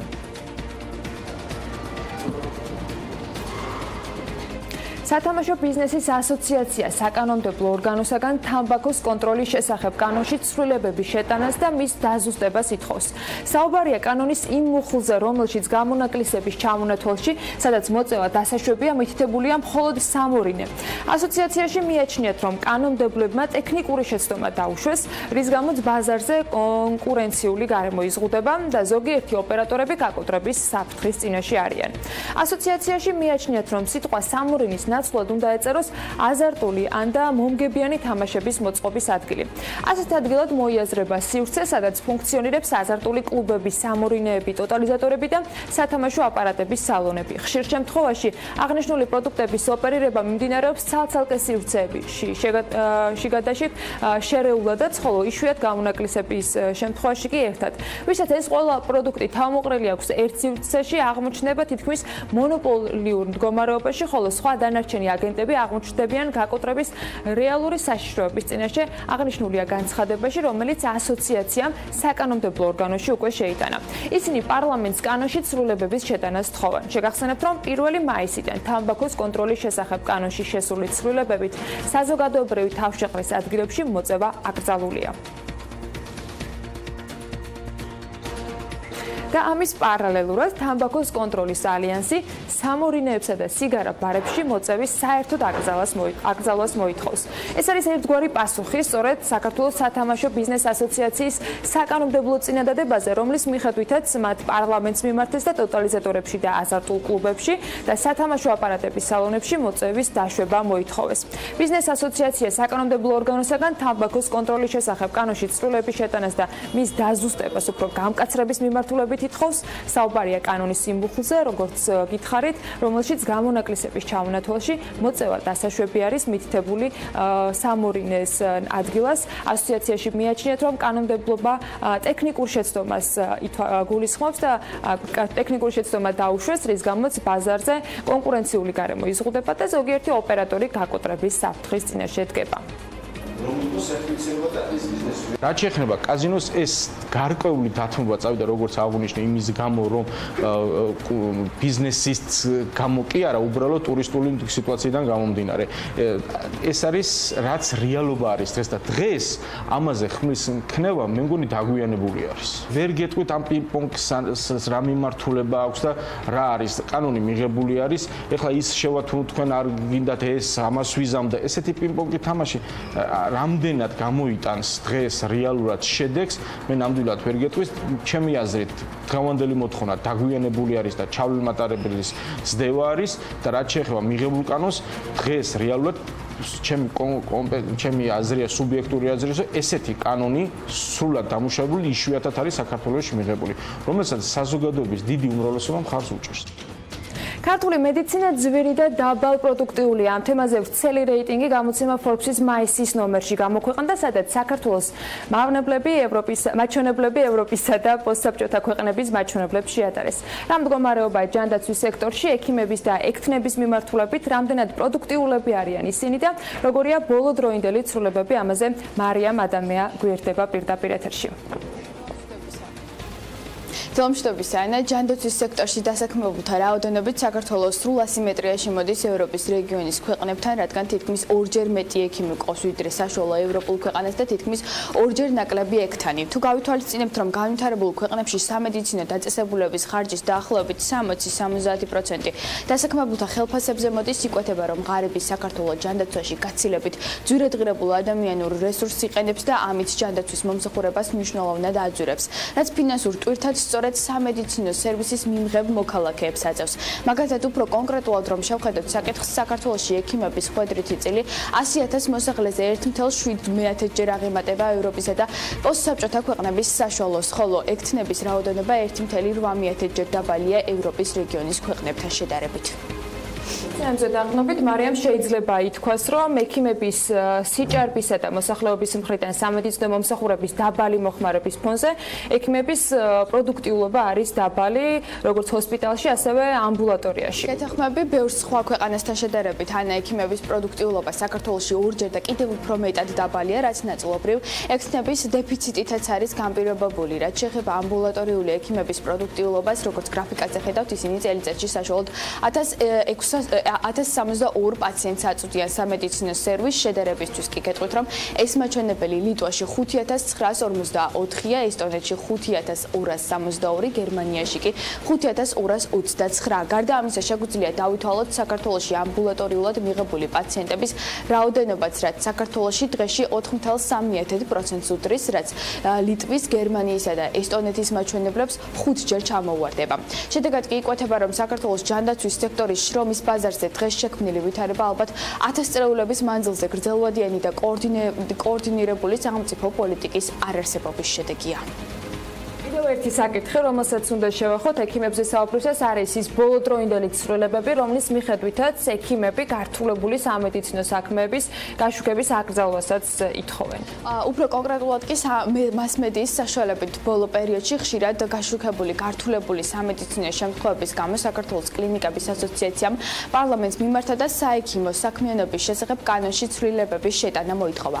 ექიმების საექიმო საქმიანობის შესახებ კანონის 94 მუხლში ითხოვენ ცვლილებას, რომლის დარღვევის შემთხვევაშიც გარკვეული სახის სახდელები უნდა დაწესდეს. მათი ინიციატივით კანონის აღნიშნული მუხლი უნდა ჩამოყალიბდეს შემდეგი რედაქციით. სამედიცინო საქმიანობის დროს ექიმების მიერ დაშვებული გადაცდომის, შეცდომის ან ჩადენილი დანაშაულის შესახებ მედიის საშუალებით ღიად საუბარი დაუშვებელია ექსპერტიზის დასკვნის, სამედიცინო საქმიანობაზე ზემდგომი მარეგულირებელი ორგანოს ან სასამართლოს გადაწყვეტილების გარეშე.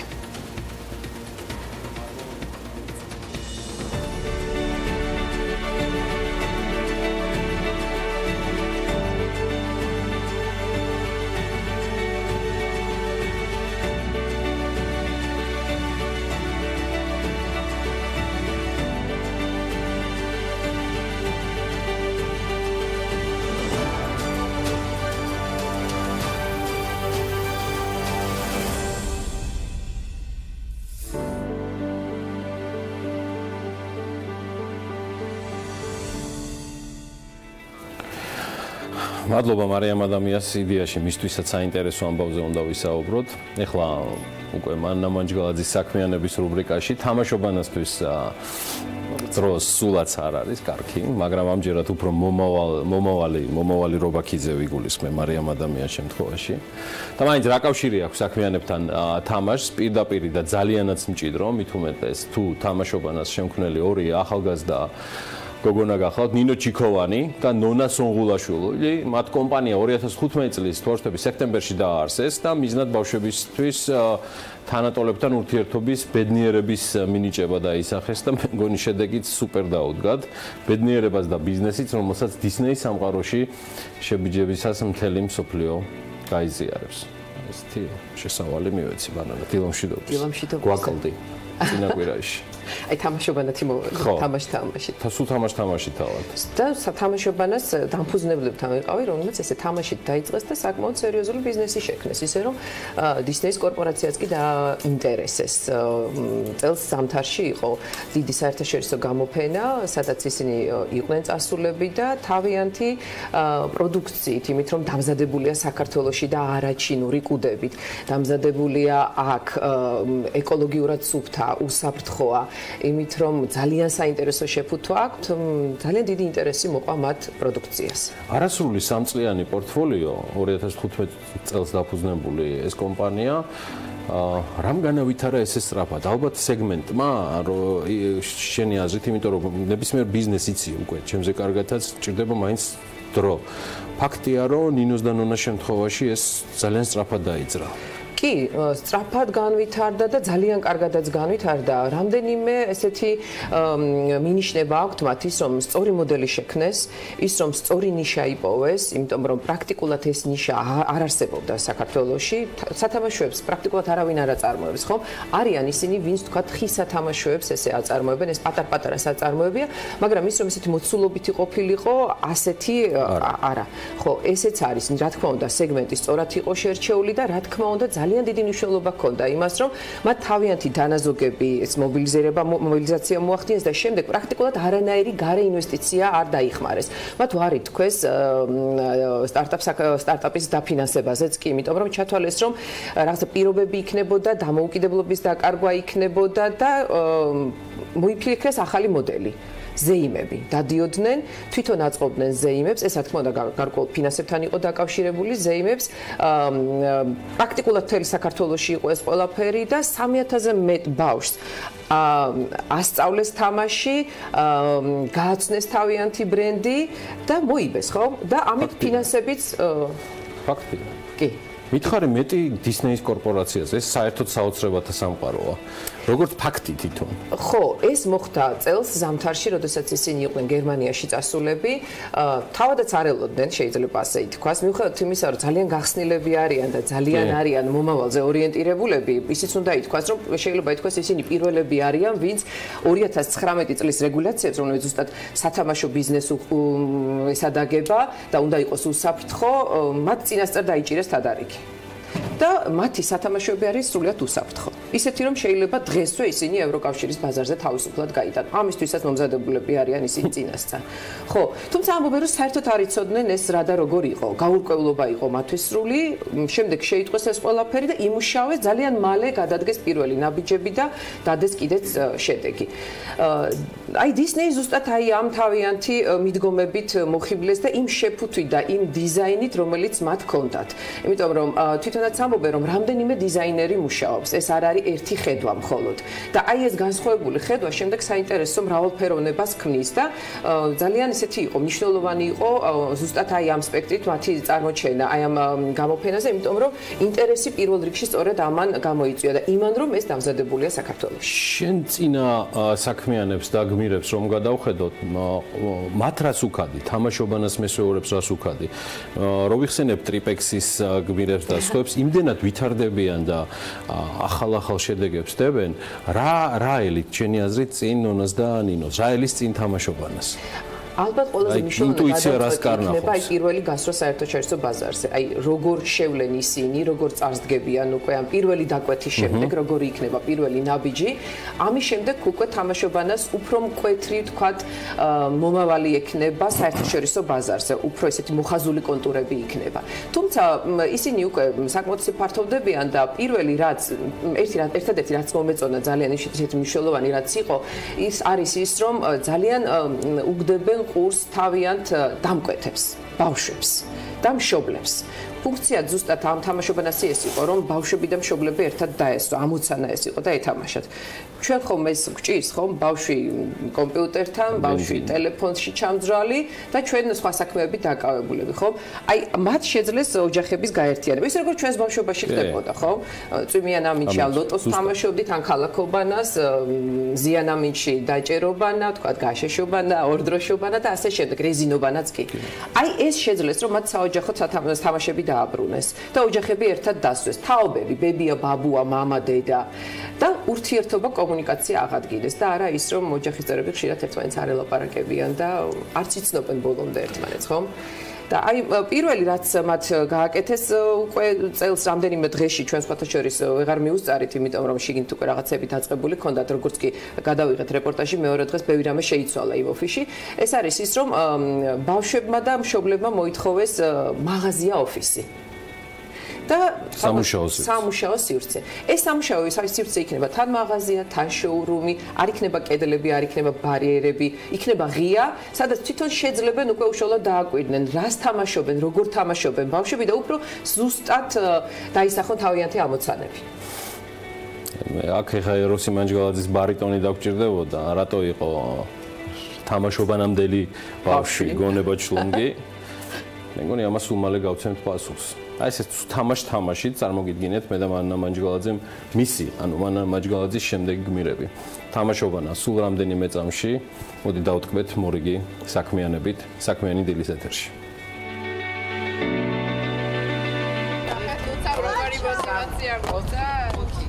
პირველ კლასში ყველაფერი მარტივადაა, მეორესაც არაუშავს, მესამე ყველაზე რთულია. ბიჭას უფრო ხშირად უწევთ ყვილად დგომა, ამიტომაც როგორც კი ის ასაკიდგება, როცა გოგოებად და ბიჭებად იყოფიან, რეზინობანა ხდება მხოლოდ გოგოების თამაში.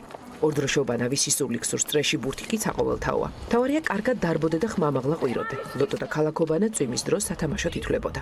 ასე იყო მანამ სანამ გაჯეტება, კომპიუტერებმა, დიჯიტალიზაციამ ეს ყველაფერი სადღაც არ დაკარგა. მაგრამ მე ორმა ბავშვობიდან არასრულად გამოსულმა გოგომ კარგად დავიწყებული ძველი თამაშები განაახლა, კარგად შეფუთა და გაყიდა. ასე იქცა თამაშობანა 3 წლის წინ ბიზნესათანაც მომგებიან ბიზნესად, რომელიც საკუთარი ძალებით, ხელფასიდან დაგროვილი თანხებით დაიწყეს. ბევრი მოიკლეს, საქმეს მეტი მოახმარეს და იდეიდან 6 თვეში პირველი პროდუქტიც დადეს. დაახლოებით 25,000 ლარი იყო ჩვენი, ესე ვთქვათ, პირველი სასტარტო კაპიტალი, რაც შევიტანეთ თამაშობანაში. ამის შემდეგ თამაშობანაში არც ერთი თეთრი არ დაგვიმატებია ჩვენი ჯიბიდან. თავისით შეძლო თამაშობანამ რომ გაზრდილიყო. არის ეს ფანტასტიკური წიგნი.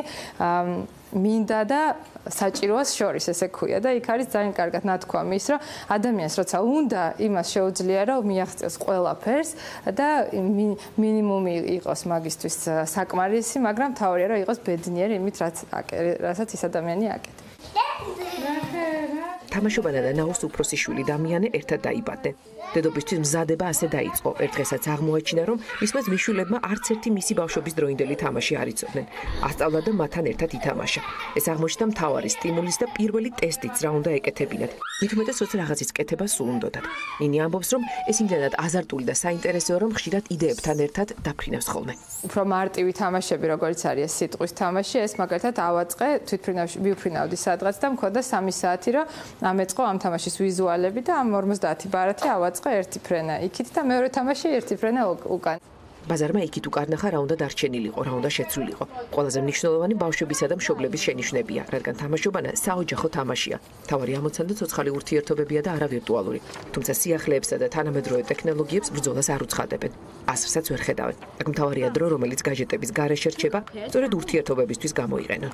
და იმდენად დიჯიტალიზაცია არის და იმდენად ძალიან დიდი ინფორმაციული წყარო აქვს და ბევრი რაღაც იციან უკვე იმასთან შედარებით, რაც მათ ასაკში მე ვიცოდი, რომ ნამდვილად გაჩნდა საჭიროება იმის, რომ ახალი თამაშები უფრო ორმაგად, უფრო ხიარული და უფრო საინტერესო მოგვაფიქრებინა და ნელ-ნელა ესე შევმატეთ ჩვენი გამოკვედილი თამაშები. ჩვენთვის უფრო მნიშვნელოვანი არის თამაშობანა როგორც თამაშები, რომელიც ოჯახებში უნდა იდოს და ბავშვებმა უნდა ითამაშონ დიდებთან ერთად უცალკე. გაჯეტები და კომპიუტერები ისეთი რაღაცაა, რომელსაც ჩვენ კონკურენციას ვერ გაუწევთ და ამას არც უწევთ, იმიტომ რომ ეს არის ისეთი რაღაც, რაც ცხოვრებამ მოიტანა. თამაშობანა არჩევანს გთავაზობს ფიზიკურ აქტივობებს და გონებრივ ინტელექტუალურ თამაშებს. რეზინობანა სასირვილო თამაშები, ჯადოსნური ლენტი, ქალაქობანა, გასაფერადებელი უსარგებლო სასარგებლო სიტყვები, აფორიზმობანა. ეს უკანასკნელი ბრაილის შრიფტითაც გამოუშვეს. 3 წელიწადში თამაშობანამ 11 თამაში დააგროვა. ყველაზე ხშირად თამაშობ რეზინობანას და გაფერადებას და ყველაზე ძალიან ყველა მიყვარს ესე ერთ-ერთს ვერ გამოვარჩევ. მეზობლები ამოდიან ხოლმე, ბავშვები ამოდიან და ერთად თამაშობთ ხოლმე მე. დღეს უკვე აღარ სვამთ კითხვას, რატომ იყო რევოლუციამდელი ბავშვი გონება ჩლუგი. დღეს სხვა კითხვა აქტუალური, რითი თამაშობენ ბავშვები. საქართველოს ბაზრის კვლევა მაჩვენა, რომ 20 სათამაშოდან 13 ბავშვებისთვის სახიფათოა.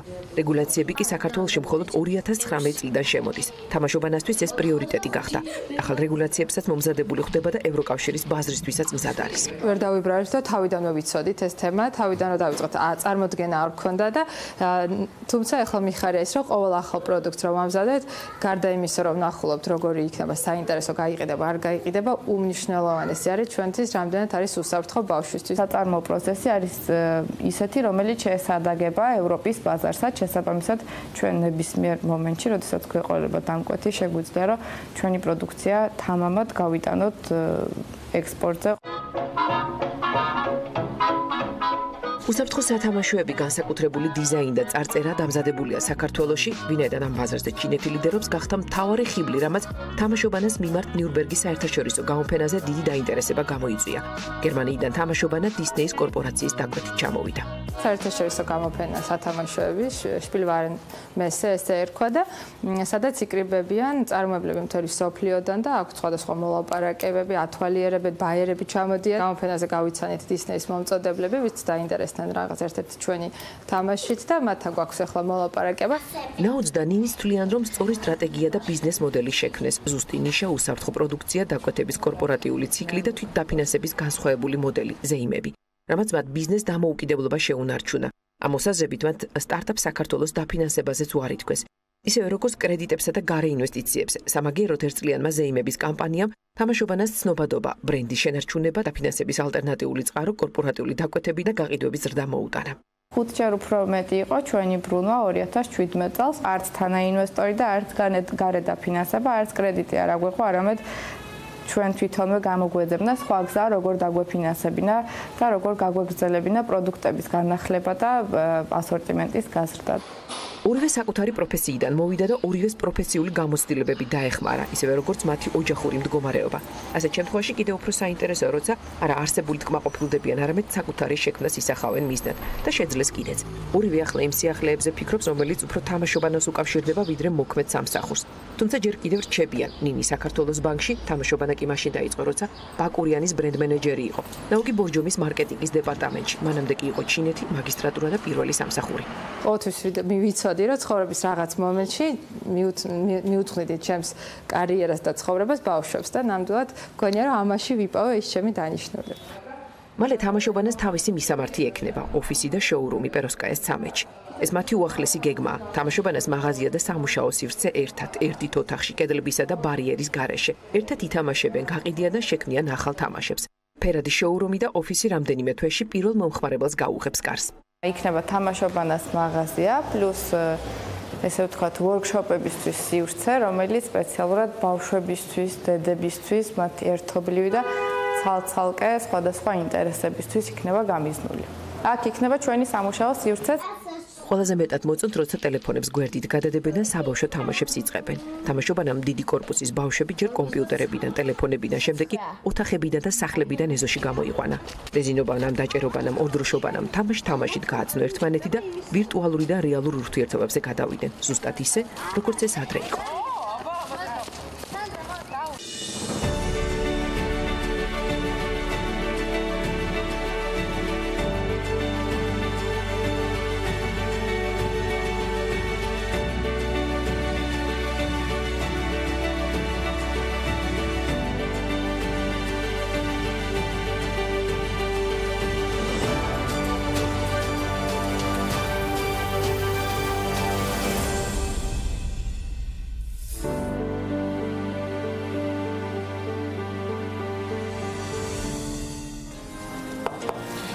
ჩვენი შემდეგი სტუმრები თამაშს დიდი ხნის წინ გაცდნენ და თამაშობანასაც სრულიად სერიოზული საქმე კომპანია ტრანსპორტერის სახელით კიდევ 2015 წელს წამოიწყეს და 2016 წლიდან კი კანადური კომპანია Bombardier Recreational Products-ის წარმომადგენლებიც გახდნენ. ამ ეტაპმა ტრანსპორტერებს საქართველოში BRP-ში შემავალი ყველა ბრენდის ოფიციალური დისტრიბუციის შესაძლებლობა და ფრანშიზა მისცა. მოსაყოლი დარწმუნებული ვარ, მათ უფრო მეტი აქვთ, ვიდრე მხოლოდ 2 წლიანი პორტფოლიო სასტარტო ეტაპიდან დღემდე. ეს მომზადებული დასკვნა და წარდგენა კი უბრალოდ შესავალია. მე ორჯერ მეტად მიყვარს BMG და საქმიანი დილა იმის გამო, რომ აქ სტუმრობ ადამიანებს, რომ წარმოუდგენელი იყო, რომ ტელევიზიამდე მომეყვანა. მე მათ შეიძლება შევხვდე ბარში, მთაში, სტამბაში თუ სადაც შეიძლება, მაგრამ ძალიან რთული იყო წარმომედგინა, რომ ისინი იქნებოდნენ დღეს აქ ჩემთან ერთად. ქალბატონებო და ბატონებო, სერგი შუღაროვი, ტრანსპორტერის დამფუძნებელი და გენერალური დირექტორი და ჩვენთან ერთად ასევე არის გეგა მეთევშიშვილი, ტრანსპორტერის აღმასრულებელი დირექტორი. მიხარია რომ ხართ ჩვენთან ერთად. ჩვენს მიხარია, დიდი მადლობა თქვენს გადაცემაში მოწვევისთვის. მივესალმები თქვენს ტელემაყურებლებს და თქვენ და სრულიად საქართველოს ულოცავ ამაღლების დღევანდელ დღეს გილოცავთ მეც, რაოს და ესაა. სერგი, საიდან დაიწყო? მოდი ეს ყველაფერი, იმიტომ რომ რაღაც ემთხვევა თქვენი ამბავი იმ კომპანიას, რომელიც მე და მანა მანჯგალაძემ წარვადგინეთ ერთადერთ ნაწილში, თქვენ ორთავე 2015 წელს ასე ვთქვათ ამოქოქეთ. მაგრამ ტრანსპორტესაც უკვე ძალიან სერიოზული შედეგები აქვს. ანუ მოდი დავიწყოთ თავიდან. როგორ დაიწყო ის იდეა? კი ბატონო, კომპანიის შექმნის იდეა წარმოიშვა მას შემდეგ, რაც მე ჩემ მეგობრებთან ერთად შევიძინე Bombardieris მიერ წარმოებული Spider-ის სახეობის ტრიციკლი, ესე ვთქვათ. იმ პერიოდისთვის ჩვენ და სასიხარულოდ Bombardieri ჯერ არ იყო წარმოდგენილი ჩვენს ქვეყანაში, კი ბატონო, და გადავწყვიტე რომ შემოგვეყვანა, ესე ვთქვათ, ეს ბრენდი ჩვენს ქვეყანაში, დავიწყეთ მოლაპარაკებები, რამოდენიმე თვიანი მოლაპარაკებების შემდეგ გავაფორმეთ ექსკლუზიური სადისტრიბუციო ხელშეკრულება Bombardierთან, რომელიც თავის მხრივ გახლავთ კანადის ინდუსტრიული ჯგუფის ერთ-ერთი უდიდესი უმსხვილესი წარმომადგენელი და 2016 წლის მაისში ჩვენ გავხსენით პირველი შოურუმი ქალაქ თბილისში თავისი სერვის ცენტრით. ესე იგი შემოვიყვანეთ პირველი ტექნიკა, დავიწყეთ ამ ტექნიკის რეალიზაცია და შესაბამისად სერვისით მომსახურეობა. აღსანიშნავია, რომ არასრულ 2 წელიწადში ჩვენ შევძელით და დღეს კომპანია ტრანსპორტერი გახლავთ ოქროს დისტრიბუტორობის მქონე, ესე ოქროს სტატუსის მქონე დისტრიბუტორი, რაც იმას მიანიშნებს, რომ ჩვენ გაყიდვებში და სერვისში, ესე იგი Bombardieris მიერ უმაღლეს სტანდარტებს ვაკმაყოფილებთ და აღსანიშნავია ისიც, რომ არ გავჩერდით, ესე ვთქვათ, დავიწყეთ ჩვენი პორტფელის გაზრდა, გაფართოვება და არასრულ 2 წელიწადში ჩვენ 40-ზე მეტი საერთაშორისო ბრენდის ოფიციალური დისტრიბუტორები გავხდით ჩვენს ქვეყანაში და ასევე ჩვენს რეგიონში. ეს არის ყველაფერი იმ ჯგუფში შემავალი? კი ბატონო, ტრანსპორტერის ჯგუფში შემავალი, ესე იგი ტრანსპორტერის ჯგუფი აერთიანებს 2 კომპანიას, კიდე შვილობილ კომპანიას, ეს არის Mountain Resort Solutions-ი, რომელიც ძირითადად წარმოდგენილი არის მთის კურორტების განვითარების სფეროში. ამ ბრენდში, ამ კომპანიაში გაერთიანებული არის მაგალითად ისეთი გრანდი კომპანიები ფრანგული, როგორც არის M&D ჯგუფი, რომელიც ასევე თავის მხრივ აერთიანებს 5 ბრენდს, ეს არის ელესტის საბაგირო გზების მწარმოებელი კომპანია, სუფაგის ხელოვნური გათოვლიანების სისტემების მწარმოებელი კომპანია, MBS-ი, რომელიც აწარმოებს სათხილამურო ტრასებისთვის უსაფრთხოების ბადეებსა და ყველა უსაფრთხოების, ესე ვთქვათ, ატრიბუტიკას, ასევე TAS-ის უნიკალური ზვავსაწინააღმდეგო სისტემები, ტექფენის ზიპლაინები და დაკიდებული ხიდები და ასე შემდეგ. მინდა ასევე აღვნიშნო ერთი ძალიან მნიშვნელოვანი ფაქტი და ძალიან მნიშვნელოვანი შემომატება ჩვენს პორტფელში. ამ წლის მაისში ჩვენ გავაფორმეთ ხელშეკრულება გერმანულ კომპანია Pirveli-სთან, ეს არის ყოველთვის ის რო იყოს უფრო გასაგებენაზე რომ თქვა, ეს არის Case Borelli, რომელიც ახორციელებს მთის კურორტებზე, ესე იგი, სათხილამურო ტრასების მომზადებას. ჩვენ ვართ Pirveli-ის ოფიციალური როგორც სერვის, ასევე ესე იგი გაყიდვების პარტნიორი საქართველოში, რაც ძალიან გვიხარია და ძალიან გვახარებს. Roseman ოდნავ მაინც გრჩება შტაბ-ეტილება, რომ პირველად არის ეთერში? არა. ხო არა. კაი, ხავს, მაგას ვამბობ. გეგა, მიმდინარეზე გითხარი. ანუ სანამ შესაბამისად. შეშველება. ანუ ამ გეგბაში იყო პროექტების, ანუ კომპანიების ჩამონათვალი ერთია, მაგრამ მინდა რომ მაყურებელს ამავე დროს უთხრათ ჯერ დღეს საქართველოში როგორია მონაგარი კომპანიისა, რომელსაც წარმოადგენთ, იმიტომ რომ ამდენი პარტნიორი კომპანიის ჩამონათვალში დღეს რა გვაქვს ჯამში ამ წლების განმავლობაში არ არის დიდი დრო გასული, მაგრამ ჩამონათვალი საკმაოდ ძველი. 3 წელი ისეთია, შტამბეშტავა და 2 წელი პრაქტიკულად. კი ბატონო, გეთანხმება. კი ბატონო, აბსოლუტურად მართალი ბრძანდებით, მნიშვნელოვანია რა შედეგზე ვართ დღეს. უნდა ვთქვათ, რომ ჩვენ დღეს საქართველოში გვაქვს 3 შოურუმი. ეს არის თბილისში ცენტრალური შოურუმი თავისი სერვისით, ბაკურიანში და ბათუმში. იქიდან გამომდინარე, რომ ჩვენი ბიზნესის მიმართულება დაკავშირებულია მთლიანად ტურიზმსა და ტურიზმის განვითარებასთან. გადავწყვიტეთ, რომ ნელ-ნელა განვითარებული ვიყავით ზუსტად იმ კურორტების მიმართულებით, სადაც უფრო მეტი ნაკადი არის და შედარებით უფრო სტაბილური ნაკადი არის ტურისტების. და დიდი პოტენციალი არის ჩვენი ტექნიკისათვის და იმ ბრენდებისათვის, რომელსაც წარმოვადგენთ. გარდა ამისა, სერგი როგორც აღნიშნა, შარშან გავხდით ფრანგული მსხვილი ჰოლდინგის წარმომადგენლები, რომლის ერთ-ერთი მიმართულება არის საბაგიროების წარმოება, პროექტირება, წარმოება და ინსტალაცია და შარშან პირველად საქართველოში კერძო ინვესტორის მიერ მოხდა დაკვეთა ჩვენთან და ჩვენი კომპანიის მიერ შესრულებული იქნა პირველი პროექტი ორი საბაგიროსი ბაკურიანში, ეგრეთ წოდებულ 25-იანებზე. დავამონტაჟეთ სრულიად ახალი ევრო სტანდარტების ხარისხის შესაბამისი 450 მეტრიანი და 300 მეტრიანი საჩუქრიალო საბაგიროები, რომელიც ექსპლუატაციაში უკვე შევიდა 2017-18 წლის ზამთრის სეზონზე და უნდა ვთქვათ, რომ ჩვენი როგორც დამკვეთი ასევე ყველა ის მოთხილამურე, რომელიც 25-იანებზე სარგებლობდა ჩვენი საბაგიროთი, ყველა ძალიან კმაყოფილი არის, იმიტომ რომ გაცილებით უფრო სწრაფი არის, უფრო უსაფრთხო არის, ვიდრე ნებისმიერი იქამდე არსებული ძველი ტიპის საბაგიროები, რომელიც საბჭოთა კავშირის დროიდან მოყვებოდა ეგრეთ წოდებულ 25-იანებს. ასევე ეხლა გვაქვს დამუშავებაში 1 კილომეტრიანი 4 სავარძლიანი საბაგიროს პროექტი ბაკურიანში. ესეც უნდა აღინიშნოს, რომ არის კერძო ინვესტორის დაკვეთა და ამით ჩვენ კიდევ ერთხელ კარგად ხედავთ იმას, რომ სახელმწიფო აბსოლუტურად სწორ ნაბიჯებს დგავს და პრაქტიკულად აძლევს ბიძგებს და აძლევს ნიშნებს კერძო ბიზნესს იმისათვის, რომ თვითონ კერძო ბიზნესმაც მოახდინოს უკვე ინფრასტრუქტურულ პროექტებში ინვესტირება.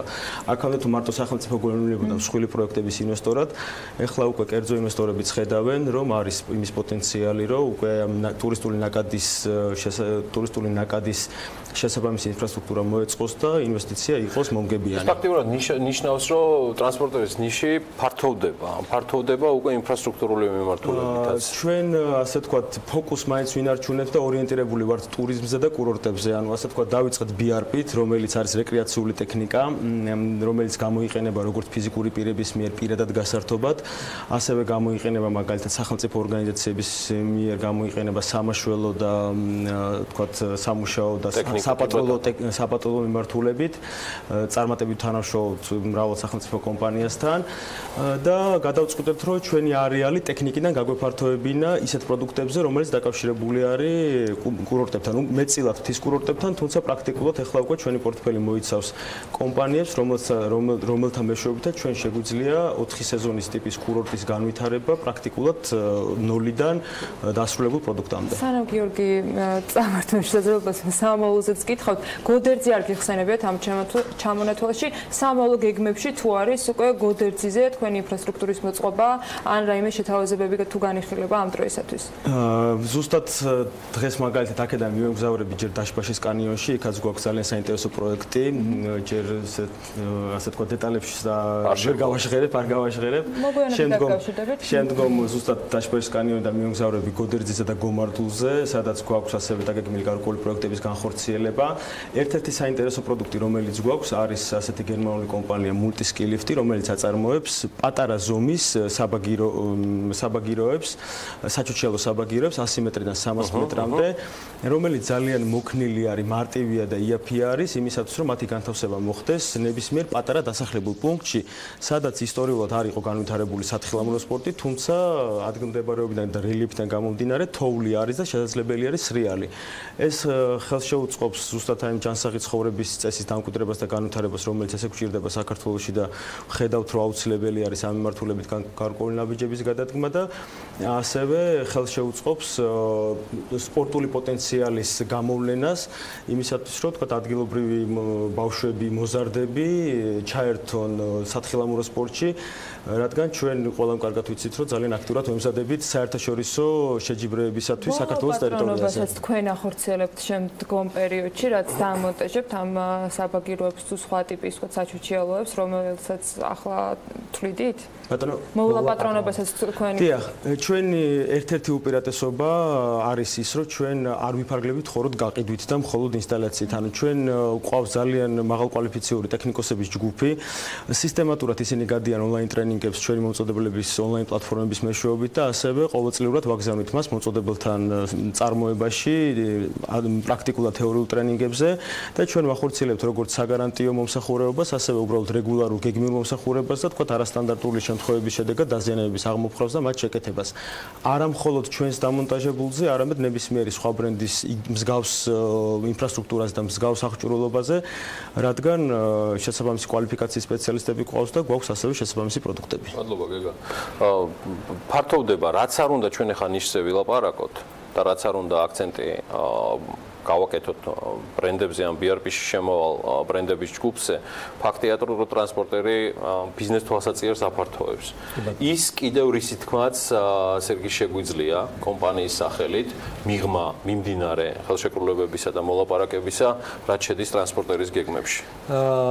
მე აღნიშნავდი იმას, რომ ჩვენ გავაფორმეთ ისეთ დიდ ბრენდებთან ხელშეკრულება და ვართ პირველები ბაზარზე, მაგალითად მოტო ინდუსტრიის წარმოებელი გრანდი კომპანია კავასაკის ოფიციალური დისტრიბუტორები გავხდით საქართველოს, სომხეთი, აზერბაიჯანში, რეგიონალური წარმომადგენლობა გავაკეთეთ და პირველები ვართ საქართველოში, რომლებმაც დავიწყეთ ოფიციალური სტატუსის მქონე ესეთი ბრენდის მოტოციკლეტების გაყიდვა თავისი მომსახურეობით.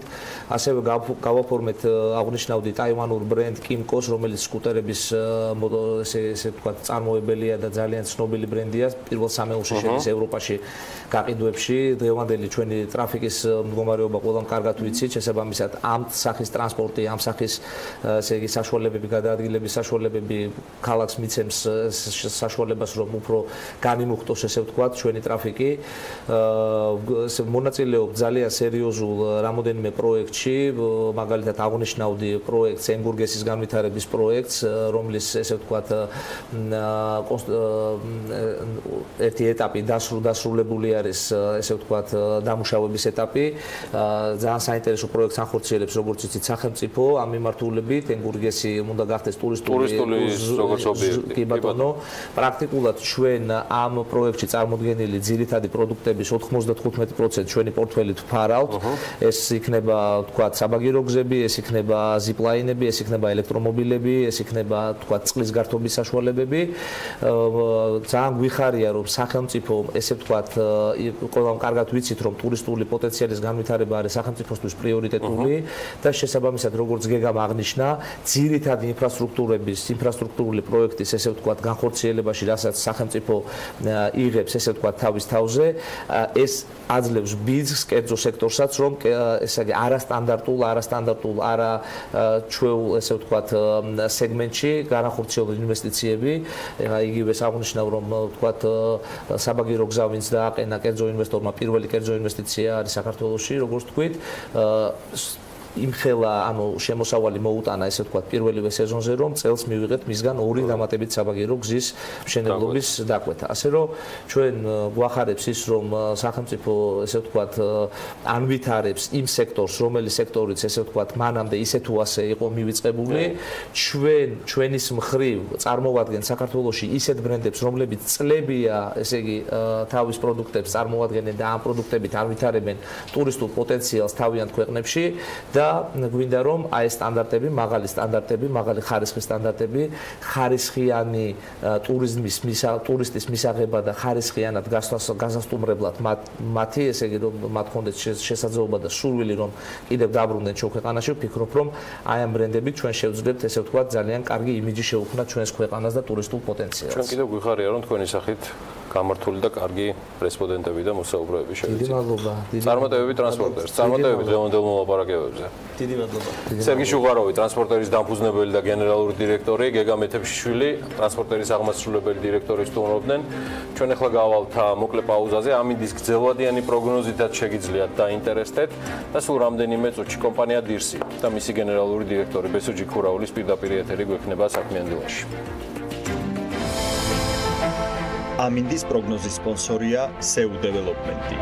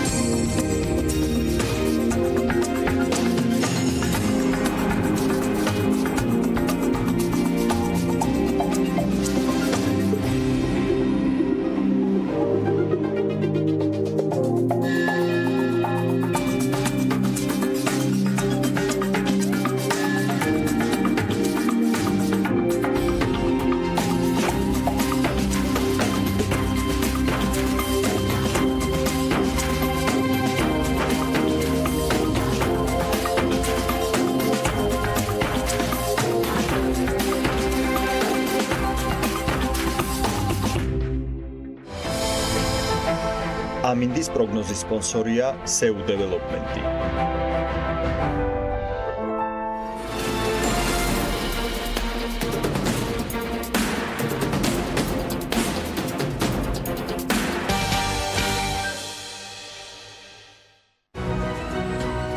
რუბრიკის სპონსორია დირსი, მასშტაბური საცხოვრებელი კომპლექსი თბილისში.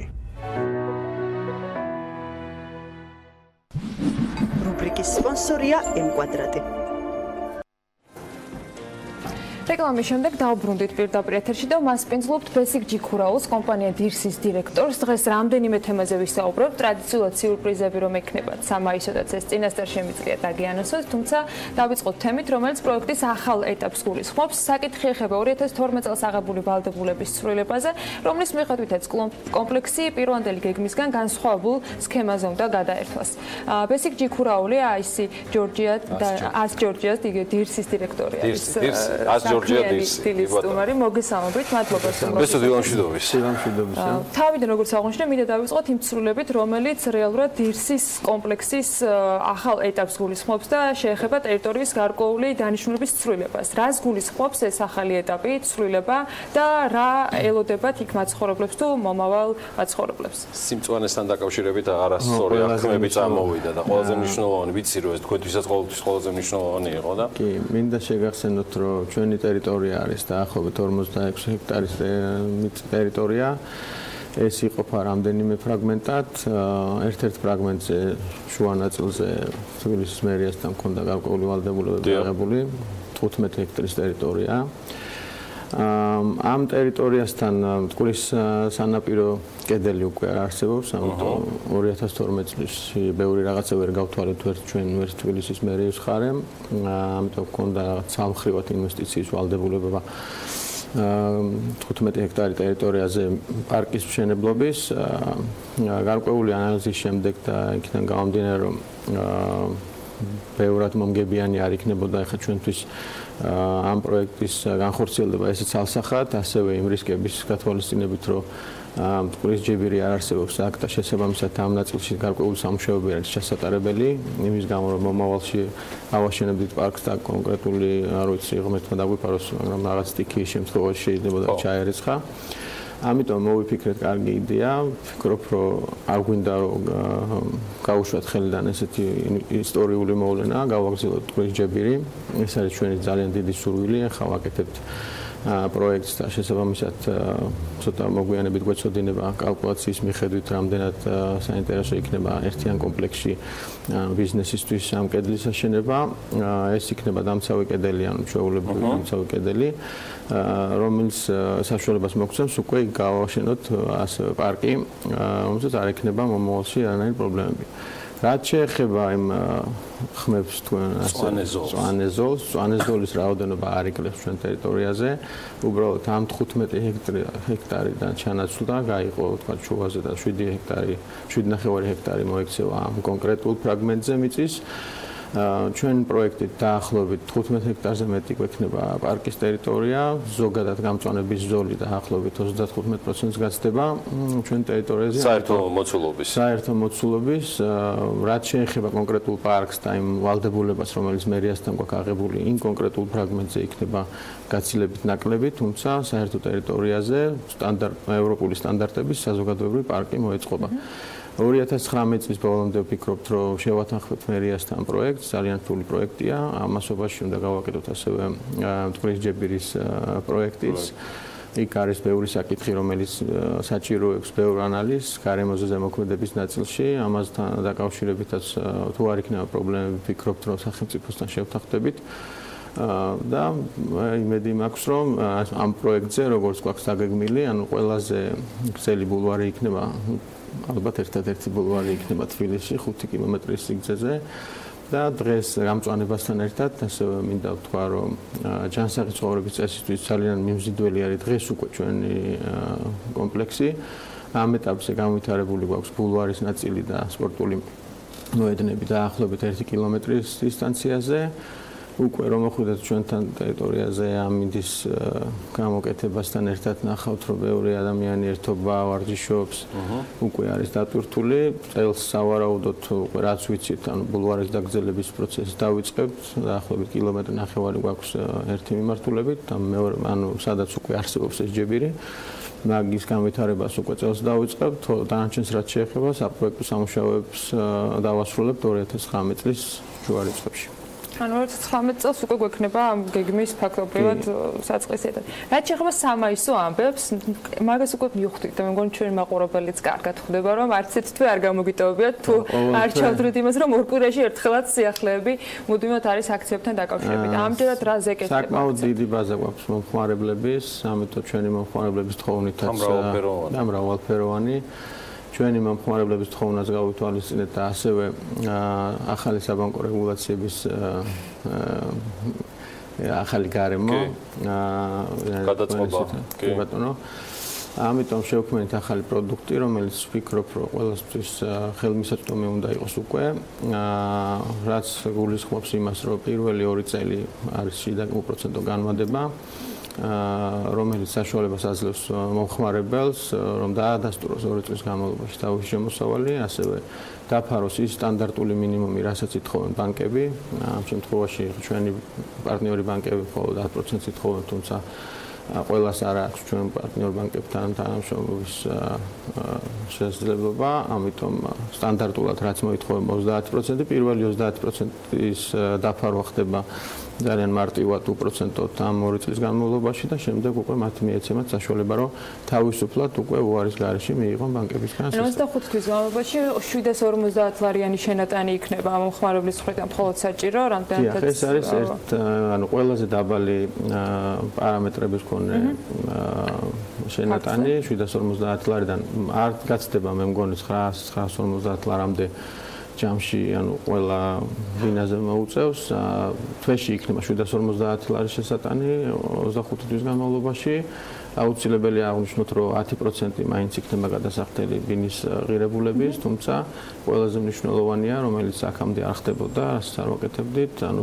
ბინის გასაღებს გადავცემთ პირველი 10% შენატანის შემთხვევაში. ანუ ამ 2 წლიანი პერიოდის დაფარვის შემდეგ ემიგრანტებისათვის რამდენად იქნება? 2 წლიანი პერიოდის დაფარვამდე, ანუ პირველი 10% შეიტანს თუ არა, პირდაპირ გადავცემთ გასაღებს. ემიგრანტებისათვის რამდენად იქნება ეს სქემა იგივე რეგულაციებიდან გამომდინარე, თუნდაც ბანკებთან მომავალში ურთიერთობის გასაგრძელებლად ხელსაყრელი ან საერთოდ შესაძლებელი უკვე რომ ბანკებთან გააგრძელონ შემდეგ მუშაობა იმისათვის რომ სრულად დაფარონ ბინის საფასური. ემიგრანტებთან ძალიან დიდი კომუნიკაცია გვაქვს, ანუ სულ გვაქვს მიმოწერა და კავშირზე ვართ, ამიტომ ერთ-ერთი ძირითადი გადაწყვეტილება რაც მივიღეთ, ანუ მაგათ გამოც მივიღეთ, ანუ ეს სრულიად უხსნის ხელფეხს მათ, რომ შეიძინონ ბინა დისტანციურად თბილისში, ჩვენს კომპლექსში, შესაბამისად, ანუ იგივე პირობები მოქმედებს მათზეც. კონდიციის კუთხით ხა იცით ყველამ ალბათ რომ ჩვენთან არის რამდენიმე ტიპი, ანუ დასრულებული ბინა, სრული რემონტით, არის თეთრი კარგასი პლუსი. ორივე შემთხვევაში შეუძლიათ ისარგებლონ, ასევე ვაკეთებთ მოსახურების დაკვეთის შემთხვევაში რემონტსაც სრულად. შესაბამისი ოფციები გვაქვს ამასთან დაკავშირებით, ხოლო რაც შეეხება ანუ ქართველს და არაქართველს, რომელიც საქართველოს მოქალაქეა და საზღვარგარეთ ცხოვრობს, ყველა შეუძლია იგივე პროდუქტით ისარგებლოს. 10% შევიტანთ, შემდეგ მინიმუმ ყველაზე პატარა ბინაზე უწევს 750 ლარი 25 თვის განმავლობაში. ყოველთვიური გადახდები სტანდარტულად თუ ხელი არ შეეშლებათ გრაფიკის დაცვაში, ეს უკვე 2 წლის შემდეგ ნიშნავს, რომ ისინი დაადასტურებენ თავის შემოსავალს და შესაბამისად ბანკიც არ უნდა იყოს ამას წინააღმდეგი. ფიზიკურად ვეღარ წავალ. ამ თუნდაც ამ ახალი რეგულაციების ფონზე სწორია? სწორი სქემაა. აი ესეა. მათ შორის ემიგრანტებისთვისაც, ვისაც ას ჯორჯიაში, ანუ იგივე დირში სურს და ალბათ შეიძენენ კიდევაც, იმიტომ რომ ემიგრანტების დიდი ნაწილი, მათ შორის კაპიტალ დაბანდებებსაც აკეთებენ ამ მიმართულებით და ძალიან სწორი სეგმენტია შერჩეული. საკმაოდ სწრაფად ვითარდება ჩვენი უბანი, უკვე 2 ბაღი გვაქვს, ერთი საჯარო, ერთი კერძო. აქვს სუპერმარკეტის პარი, რამდენიმე საბავშვო მოედანი, დიდების მოედანი და ბულვარზეც უკვე ბევრი ვისაუბრე. ამიტომ ანუ შიგნით ტერიტორიაზე უკვე დასვენება შეიძლება გარეთ გაუსვლელად ვიკენდზე. სანამ ბოლომდე ის ბულვარი აშენდება, მანამდე მან სირბილსაც ატეხავს. დიახ. პარალელურად სურგავთ ხეებს, 10 მაისს დავუგეთ რამდენიმე 30-მდე ხე, კიდევ 100 ხეს დავუგავთ ამ თვის განმავლობაში. და ჩვენი მოსახლეობაც ამ პროცესში ჩართულია, რაღაც სახალისო ორგანიზებას გვეგმავთ ხოლმე. თანამონაწილეები არიან ყველაფრის ამის ფაქტიურად ამ პროცესში. შრომით უფრო. შრომით ცხადია, ფინანს. მადლობა, წარმატებები. დიდი მადლობა. ბესო ჯიქურაული, მას ჯორჯია, დირსის გენერალური დირექტორი სტუმრობდა. ჩვენ გავალთ ახლა მოკლე რეკლამაზე და შემდგომ უკვე დაგიბრუნდებით შემდეგი თემით. რუბრიკის სპონსორია M-კვადრატი. რუბრიკის სპონსორია დირსი, მასშტაბური საცხოვრებელი კომპლექსი თბილისში.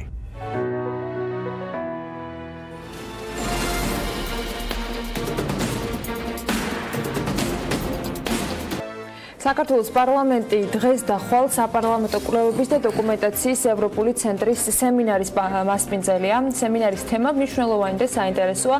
გასულ კვირებში დაანონსებულ ახალ რეგულაციებს გავიხსენებთ მით უმეტეს. მოკლედ, სტუმრები სემინარის თემაზე სახელმწიფო ფინანსებზე საკანონმდებლო ინიციატივების გავლენის შეფასება და რეგულირების ზეგავლენის შეფასებაზე ჩაატარებენ. წინასწარ მედიისათვის განკუთვნილი ინფორმაციის მიხედვით სემინარის მიზანია რეგულირების გავლენის შეფასების, ასევე სახელმწიფო ფინანსებზე საკანონმდებლო ინიციატივების გავლენის შეფასების მიმართულებით ამ სემინარში მონაწილე ქვეყნებს შორის გამოცდილების გაზიარება.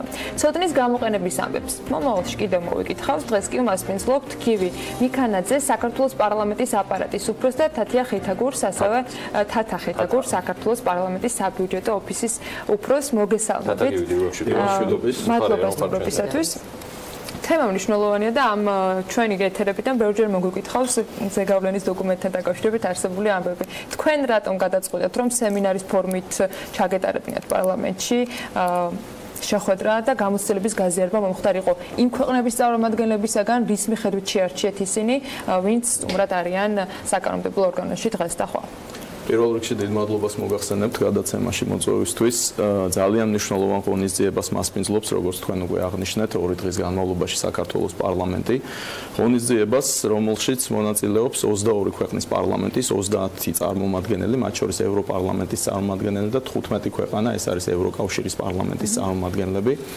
ეს ქსელი, რომელიც 1977 წლიდან ძალიან აქტიურად ფუნქციონირებს და ევროპის საბჭოს და ევროპარლამენტის პატრონაჟით არის დაფუძნებული, საკმაოდ დიდად უწყობს ხელს იმ კვლევით საქმიანობის დოკუმენტაციის გაცვლისა და პარლამენტის აპარატებს შორის თანამშრომლობის გაღრმავებას, რაც შესაძლებელს იძლევა, როდესაც სხვადასხვა საკანონმდებლო ინიციატივა შემოდის და სხვადასხვა საკითხზე მიმდინარეობს მწვავე დისკუსიები, ამის თაობაზე ძალიან მარტივად და მცირე დროში მოძიებული იქნეს ამ ქსელის მეშვეობით ინფორმაცია სხვადასხვა ქვეყნის გაუცდილებისა თუ საკანონმდებლო პრაქტიკის შესახებ. რაც, რა თქმა უნდა, ასე ვთქვათ, მნიშვნელოვანი არის იმ პროცესისთვის, რაც საბოლოოდ საკანონმდებლო კანონშემოქმედებით საქმიანობასთან არის დაკავშირებული. დღევანდელი ჩვენი სემინარი, რომელიც 2 დღიანია, სწორედ იმ მიმართულებებს ისახავს მიზნად, რაც კონკრეტულად სახელმწიფო ფინანსებზე სხვადასხვა საკანონმდებლო ინიციატივების რეგულირების შეფასებას ეხება. რამე თუ რა გავლენას ახდენს ამ კონკრეტულ, ასე ვთქვათ, კონკრეტული კანონპროექტების სახელმწიფო ფინანსებთან დაკავშირებულ საკითხებზე. როგორი არის პრაქტიკა სხვადასხვა ევროპულ ქვეყანაში. შესაბამისად, მივესალმებით, რომ ესეთი დიდი დაინტერესება, ძალიან გვიხარია, რომ ეს ღონისძიება წელს საქართველოში ტარდება და საქართველოს პარლამენტი არის ამ ღონისძიების მასპინძელი და ძალიან მნიშვნელოვან შედეგებს ველით ამ ღონისძიებიდან გამომდინარე სხვადასხვა ქვეყნის პრაქტიკის გაზიარებისა, ასევე იმ ურთიერთობების დამყარების კუთხით, რაც პიროვნულ დონეზე სხვადასხვა ქვეყნის პარლამენტის კვლევარებთანაა დაკავშირებული. ხიდან ამდენად არის მზადყოფნა, რომ იმ კანონებთან დაკავშირებით, რომელზეც ისინი მუშაობენ და ხშირ შემთხვევაში ქმნიან ცვლილებებს, ისეც რომელიც სწორედ საბიუჯეტო ხარჯებთან დაკავშირებით ცვლილებებს იწვევს, დაელოდონ ხოლმე ასეთი დოკუმენტების მომზადებას, იმუშაონ მათ მომზადებაზე და ასე შემდეგ. იყვნენ ამ მიმართულებით კიდევ უფრო აქტიურები, იმიტომ რომ წინასწარი მოკვლევის, თქვათ, ვალდებულებები გარკვეულ თვალსაზრისით დღესაც გვაქვს, იმისათვის სანამ კანონს მივიღებთ. მე ჩავერთვები მოგესალმებით კიდევ ერთხელ დილა მშვიდობის. რაც შეეხება პირველ რიგში რასაც აღნიშნავ, თქვენც მოგეხსენებათ, რომ რეგულირების გავლენის შეფასების საკანონმდებლო ვალდებულება ჩვენ ამ ეტაპზე არ გვაქვს განსაზღვრული, მხოლოდ გვაქვს კანონპროექტის განმარტებით ბარათში ფინანსური დასაბუთების სახით საბიუჯეტო გავლენის შეფასება, ასევე დიახ ვალდებულება და ასევე ფინანსური შედეგები იმ პირთათვის, რომელზეც ვრცელდება აღნიშნული კანონპროექტის მოქმედება. მე უბრალოდ ყურადღებას გავმახვილებ სემინარის თემატიკიდან გამომდინარე რეგულირების გავლენის შეფასების როგორც ინსტრუმენტის მნიშვნელობაზე გადაწყვეტილების მიმღებელთა ინფორმირებულობის უზრუნველსაყოფად. ანუ როგორც რეგულირების გავლენის შეფასება ყველა სხვა ინსტრუმენტისაგან განსხვავებით იძლევა შესაძლებლობას, რომ შეფასდეს ყველა ძირითადი მიმართულება შესაძლო გავლენის, ეს ეხება სოციალურ გავლენას, გარემოსდაცვის გავლენას, რაც ყველაზე მთავარია ეკონომიკურ გავლენას და პარალელურად რაც ძალიან მნიშვნელოვანია და რასაც საერთაშორისო გამოცდილებაც ადასტურებს, მნიშვნელოვნად უწყობს ხელს, ანუ თვითონ გადაწყვეტილების მიღების პროცესის გამჭვირვალობის და ასევე ანუ სახელმწიფოს ანგარიშვალდებულების ზრდას იმის გათვალისწინებით, რომ ითვალისწინებს ყველა დაინტერესებული მხარის მაქსიმალურ კლასიკურ რიაზია საუბარი. რაც შეეხება მზაობას, ანუ მზაობასთან დაკავშირებით, უბრალოდ ერთადერთი რაც შეიძლება რომ აღინიშნოს არის, რომ პარლამენტის პერსპექტივიდან ბატონი გივით დამეთანხმება გასული წლის განმავლობაში უკვე განხორციელდა რამდენიმე საპილოტო პროექტი, მათ შორის ანუ უნარების გაძლიერების მიმართულებით თვითონ პარლამენტის საბიუჯეტო ოფისმა ამ კუთხით მოსამზადებლად ჯერ კიდევ 2015 წლიდან დაიწყო გარკვეული აქტივობები, მათ შორის დონორები პროექტები, საერთაშორისო ორგანიზაციების აქტიური ჩართულობით და უკვე გასული წლის განმავლობაში კომიტეტების მიერ ინიცირებული სამუშაო ჯგუფების ფარგლებში და პარლამენტის საბიუჯეტო ოფისის თანამშრომლების ანუ მეთოდოლოგიური დახმარებით, ანუ ამ კონკრეტულ შემთხვევაში ჩვენი როლი ძირითადად ხარჯ-სარგებლიანობის ანალიზის ტექნიკურ ასპექტებს უკავშირდება და მოხდა რამდენიმე საპილოტო პროექტის განხორციელება, რაც ალბათ მიანიშნებს იმაზე, რომ ეტაპობრივად ამის გამოყენება მე მგონი რამდენჯერმე ამ სეზონზეც შენ იმუშავე დათო ჯალაღონიასთან ერთად რიას თემაზე, ვთქვი რომ მაგაკული ეს ძალიან აქტიური ამ მიმართულებით და ფიქრობს და ფიქრობდა და ფიქრობს დღესაც საჭიროა და სხვათა შორის ინიციატორიც იყო გაკავშირებებისა, რომ ეს რეგლამენტში უნდა შესულიყო განხილვის ვადებთან დაკავშირებით წამყვანი კომიტეტი. გამოცდილების შესწავლა მოხდებოდა, ამიტომ წამითაც არ დავფიქრდით ჩვენ, როცა თქვენმა კომუნიკაციების დეპარტამენტმა გაგვაგებინა ძალიან მნიშვნელოვანი ღონისძიების შესახებ, რომ საქმიანი დილოში მოგვეწვიეთ. მნიშვნელოვანი რაც თათა ბატონმა გივიმახსენა კიდევ გარდა პირადი კომუნიკაციებისა არის ბექადან გამომდინარე ნათქვამი. რეალურად გამოცდილების გაზიარება რიას ასახვა როგორ ხდება სხვადასხვა ქვეყნების პარლამენტში. ფაქტია, რომ 150 კაციდან შესაძლოა ცხოვრებისეული გამოცდილებით ვიღაცებს ჰქონდეთ ეს ყველაფერი, მაგრამ სისტემური დამკვიდრებისთვის განმარტებით ვარაც რომ მოსდევდეს მხოლოდ და მხოლოდ ხარჯების ახსნა განმარტება მგონია რომ საკმარისი არ არის და ძალიან მნიშვნელოვანი რამ დამკვიდრდება და კარგია თუ მე უკვე საკანონმდებლო ვალდებულებაც მიეცემა ამ საკითხს, იმიტომ რომ ეს ყველაზე მნიშვნელოვანი პრევენციაა, მე მგონი რაც კი შეიძლება იყოს საბოლოო გადაწყვეტილების მიღებისას. ამ კუთხით პარლამენტში მიმდინარეობს კონკრეტული საქმიანობა, როგორც ხალბატონმა თათამ მოგახსენათ, საბიუჯეტო ოფისი ძალიან აქტიურად არის ჩართული ამ კომპონენტის კუთხით, როგორც რა თქმა უნდა თავისი სპეციფიკიდან და ვიწრო პროფილიდან გამომდინარე, თუმცა უმნიშვნელოვანესი საკითხიდან გამომდინარე, ჩვენ ამ ეტაპზე პარლამენტში ვემზადებით გარკვეულწილად, ასე ვთქვათ, კვლევითი მიმართულების უფრო მეტად განვითარებისთვის და გაფართოებისთვის, სადაც სხვადასხვა მიმართულებებზე სწორედ ეს რია კომპონენტის დანერგვა, მისი განხორციელება ითვლება ერთ-ერთ უმნიშვნელოვანეს ასპექტად პარლამენტის საქმიანობის და იმ საზედამხედველო საქმიანობის გაძლიერებისა, რომელსაც პარლამენტი, ასე ვთქვათ, როგორც ერთ-ერთ თავის უმნიშვნელოვანეს ფუნქციას ახორციელებს და კიდევ უფრო უნდა აძლიერებდეს. ამ შემთხვევაში სხვა ქვეყნების გამოცდილება რას გვეუბნება? ერთ-ერთი არგუმენტი მაგალითად, რომელიც იყო რიასთან დაკავშირებით, რატომ ასე ვთქვათ, ჯერ არ იყო მზად, ეს არის ერთი კანონშემოქმედებითი პროცესი ცოტა დროში გაიწელებოდა და მეორე გარკვეულ დანახარჯებთან იყო ეს დაკავშირებული. ანუ შეიძლება თუ არა რია გაკეთეს კონკრეტულ მიმართულებებზე რაღაც გარკვეულ საკანონმდებლო ინიციატივებს შეეხოს და არ შეეხოს თქვათ იმ ინიციატივებს, რომლებიც თქვათ ნაკისრი ვალდებულებები გვაქვს და ისინი ჩქარა უნდა მიიღოს პარლამენტმა გადაწყვეტილება. იცით, ანუ მე ჩავთვები, ანუ ამ ნაწილთან დაკავშირებით თავრობაში უკვე არსებობს გარკვეული სამუშაო პროცესი. ამ ეტაპზე კონკრეტულ დეტალებზე საუბრისაგან თავ შევიკავებ, რამდენადაც ანუ ოფიციალური რაღაც გადაწყვეტილებები არ გაშკარებულა, თუმცა რაც მინდა რომ აღნიშნო, აბსოლუტურად სწორად აღნიშნეთ, რომ ერთ-ერთი უმთავრესი რაც აღნიშნული საკანონმდებლო, თქვათ, ვალდებულების შემოტანის დროს იქნება, პირველი იქნება ის კრიტერიუმი, რა კრიტერიუმით უნდა შეირჩეს და მაგალითისთვის ცალკეული ქვეყნების გამოცდილება ითვალისწინებს ეგრეთ წოდებული წინასწარი, ანუ ეგრეთ წოდებული სკრინინგ რიას ვალდებულებას და მხოლოდ გარკვეული რაღაც სეგმენტზე ინიციატივების შესაძლებელია მომზადდეს სრულყოფილი ანგარიში ამ რეგულირების გავლენის შეფასების. ამიტომ ეს ერთ-ერთი მნიშვნელოვანი კომპონენტია. რაც შეეხება უნარების გაძლიერებას, ამ კუთხით თავად მთავრობაშიც უკვე რამდენიმე წელია ჩვენი ინფორმაციით მიმდინარეობს პროცესი. რა თქმა უნდა, საკანონმდებლო ვალდებულების შემოღება, ანუ განაპირობებს იმას, რომ ეს პროცესი უნდა ინფორსირება მოხდეს აღნიშნული პროცესის და მოხდეს ან პირველ რიგში ინსტიტუციური ჩარჩოს.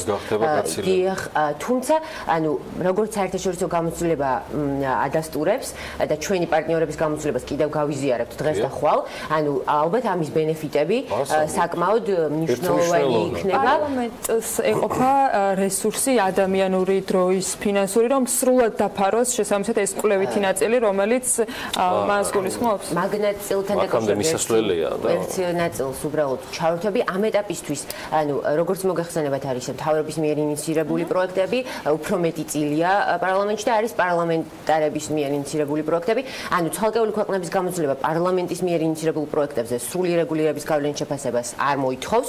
ამდენად ამ კუთხით, ანუ შესაძლებელია რომ რაღაცა ან სეგმენტი შეირჩეს, არ ვიცი, ეს პარლამენტის მენეჯმენტი მიიღებს ამაზე გადაწყვეტილებას, უბრალოდ ანუ იმ ძირითად მატერიალური გავლენის მქონე კანონ პროექტებზე, რომ უზრუნველყოფილი იქნას რეგულირების გავლენის შეფასების მომზადება, თავისი შინაარსით ეს იქნება ძალიან მაგალითად რომელზეც ნებისმიერი ბექა, აი ეხლა იმის გამო რომ შენ დღის ეს რიგი დარწმუნებულება კიდე დღეს ალბათ საპენსიოზე გექნებოდეთ, ნებისმიერ საკითხია ეგ საჭირო და ეს ის თემა არის, რომელზეც მე ხარჯებს არ დავიშურებდი, იმიტომ რომ ამას გაცილებით მნიშვნელოვანი შედეგები აქვს. ასეთი ხედვა აქვს პარლამენტის ხელმძღვანელობასაც და ამ თემაზე ვმუშაობთ, უბრალოდ ერთი პატარა დამატება მინდა გავაკეთო. რა თქმა უნდა, შეუძლებელია პარლამენტის ფუნქციებიდან გამომდინარე ყველა სფეროს მკვლევარი და ექსპერტი გვყავდეს. სწორედ ამიტომ ერთ-ერთი მიმართულება, რაზედაც ახლა მიმდინარეობს მუშაობა, არის იმ ექსპერტების ბაზის შექმნა, რომელთა ჩართულობა დროდადრო იქნება საჭირო კონკრეტული კანონპროექტების შეფასებისას, ანალიზისას და კონკრეტულად ამ რია კომპონენტის განხორციელებისას. შესაბამისად, ამ ბაზის შექმნის საფუძველზე ჩვენ უკვე გვექნება სრული ხედვა და სურათი იმისა, თუ როგორ და ვისთან ერთად შევძლებთ აი ამ კონკრეტული მიმართულებების განვითარებას და ამ კომპონენტის განხორციელებას საომავლოდ. როდესაც აპირებთ საბოლოო თარიღების და ვადების დაწესებას იგივე საკუთარი თავისთვის, რომ თქვათ, რომ ეს იქნება უკვე შემდეგ დაასამუშავებელი უკვე საკანონმდებლო ვალდებულებისათვის. ჩვენი ხედვა არის რომ წელს ამ მიმართულების გაძლიერება უნდა განვახორციელოთ და მაქსიმალურად ეფექტიანობაზე და ხარისხზე უნდა იყოს ეს ყველაფერი გათვლილი. კონკრეტული ვადების დასახელება გამიჭირდება, მაგრამ ეს პროცესი მიმდინარეა. ჩვენთვის მნიშვნელოვანი არის ხარისხის გაუმჯობესება მაქსიმალურად და ამიტომ არ ვჩქარობთ, მაგრამ ვფიქრობთ რომ წელს ეს დაძლევადია. პირადად ჩემთვის ეს იქნებოდა ერთ-ერთი ყველაზე გამორჩეული სისტემური გადაწყვეტილება, თუ ეს წელს მოესწრება. კარგი, დავაკვირდეთ. წარმატებები დღეს, ხვალ. წარმატებები პარლამენტს და მის აპარატს. მადლობა მობრძანებისთვის გივი მიქანაძეს, იგი საქართველოს პარლამენტის აპარატის უფროსი გახლავთ და ჩვენთან ერთად იყო თათა ხეთაგური, საქართველოს პარლამენტის საბიუჯეტო ოფისის ხელმძღვანელი. ჩვენ ახლა გავალთ მოკლე რეკლამაზე და სულ რამდენიმე წუთში კიდევ ერთი პირდაპირი ჩართვა გელით. თბილისის მერიიდან, თბილისის მერის მოადგილე ილია ელოშვილი იქნება პირდაპირ ხაზზე და მას დაინტერვიუებენ თათია ჩაფიჩაძე, ბეკა ბაციკაძე და ანა ლაპიაშვილი. წარმატებული დღე.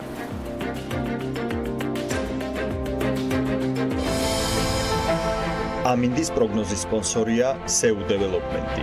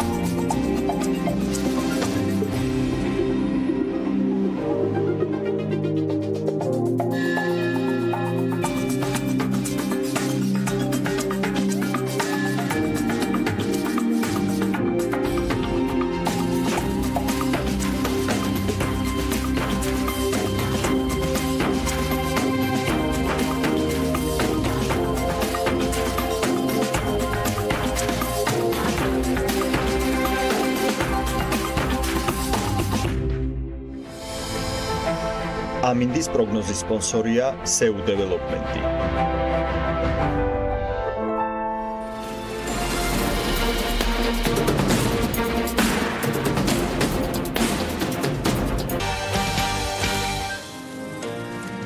სამიათასზე მეტი ოჯახი, რომლებიც 90-იანი წლებიდან ბინათმშენებლობის კოოპერატივით დაზარალებულების სტატუსს ატარებენ, ბინებს მიიღებენ. გადაწყვეტილება თბილისის მერმა გუშინ გაასაჯაროვა. როგორც კახაკალაძემ მთავრობის ხდომაზე თქვა, პირველ ეტაპზე 800 ოჯახით აკმაყოფილდება, მათი შერჩევა კი სოციალური ქულების რეიტინგით მოხდება.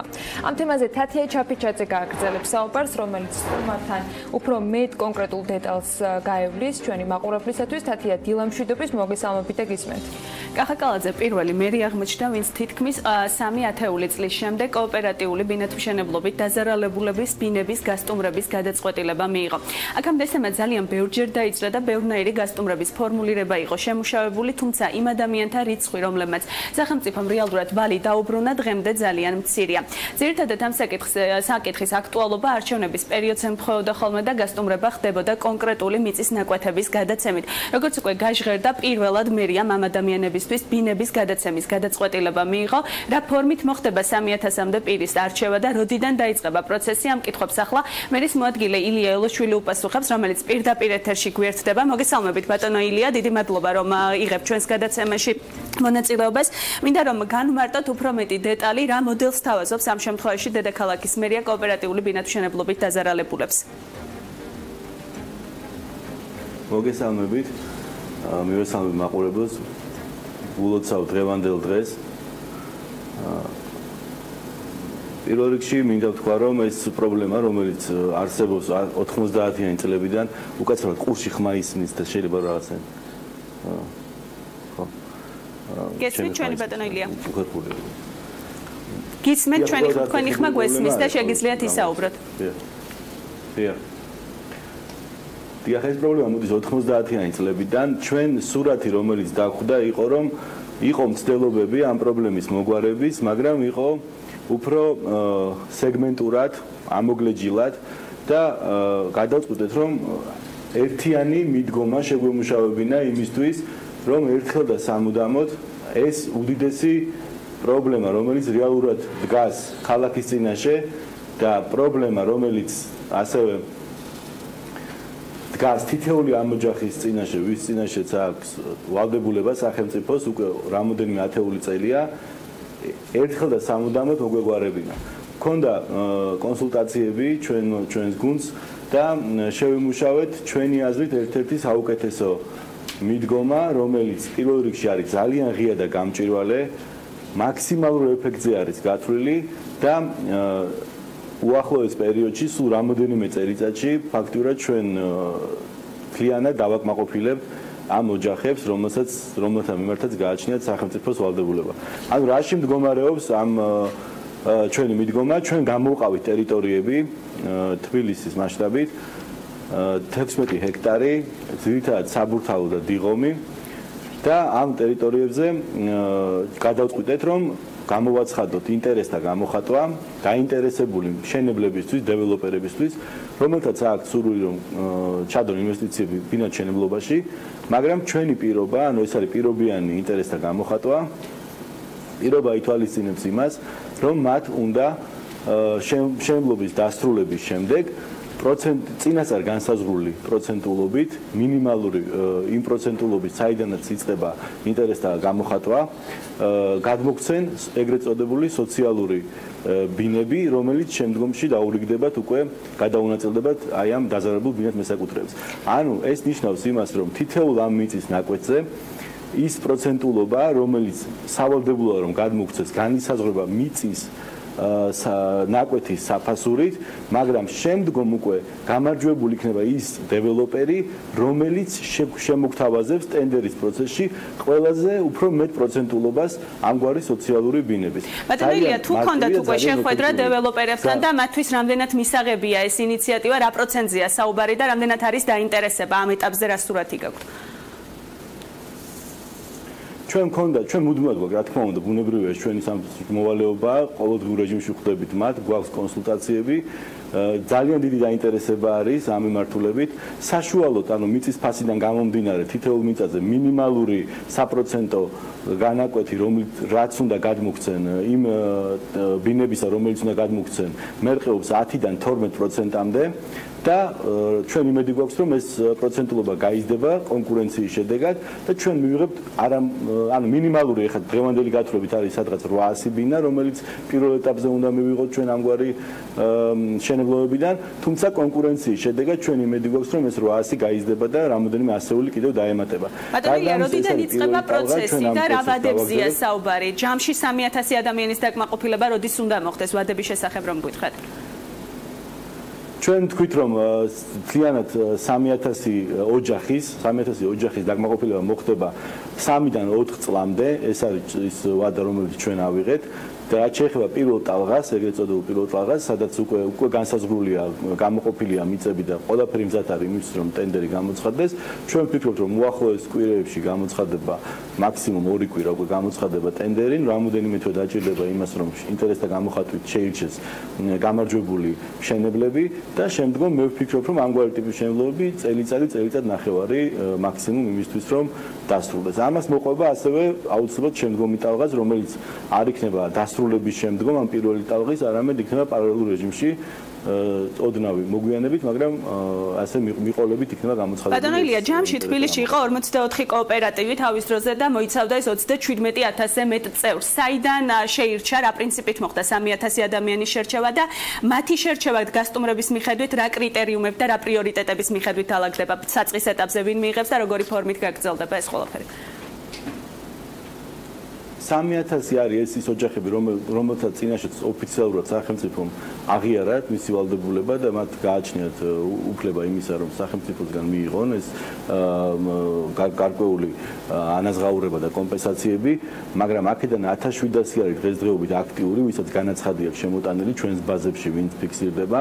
ჩვენ ასევე ძალიან საკმაოდ ინტენსიური შიდა კონსულტაციები ჰქონდა გუნდში, რა გზა იქნებოდა იმისთვის, რომ ყველაზე სამართლიანი შერჩევა მომხდარიყო და გამოგვერიცხა ნებისმიერი სუბიექტური გადაწყვეტილებების მიღების შესაძლებლობა და ისევ და ისევ მოვძებნეთ ყველაზე მარტივი, მაგრამ ჩემი აზრით ყველაზე სამართლიანი და ეფექტური გზა, ყველაზე მეტად სოციალური ქულების მიხედვით ჩვენ განსაზღვრავთ, ან რიგითობა მოხდება ყველაზე დაბალი სოციალური ქულების მატარებელი ოჯახები ის მიიღებენ პირველ რიგში, დაკმაყოფილებენ პირველ რიგში.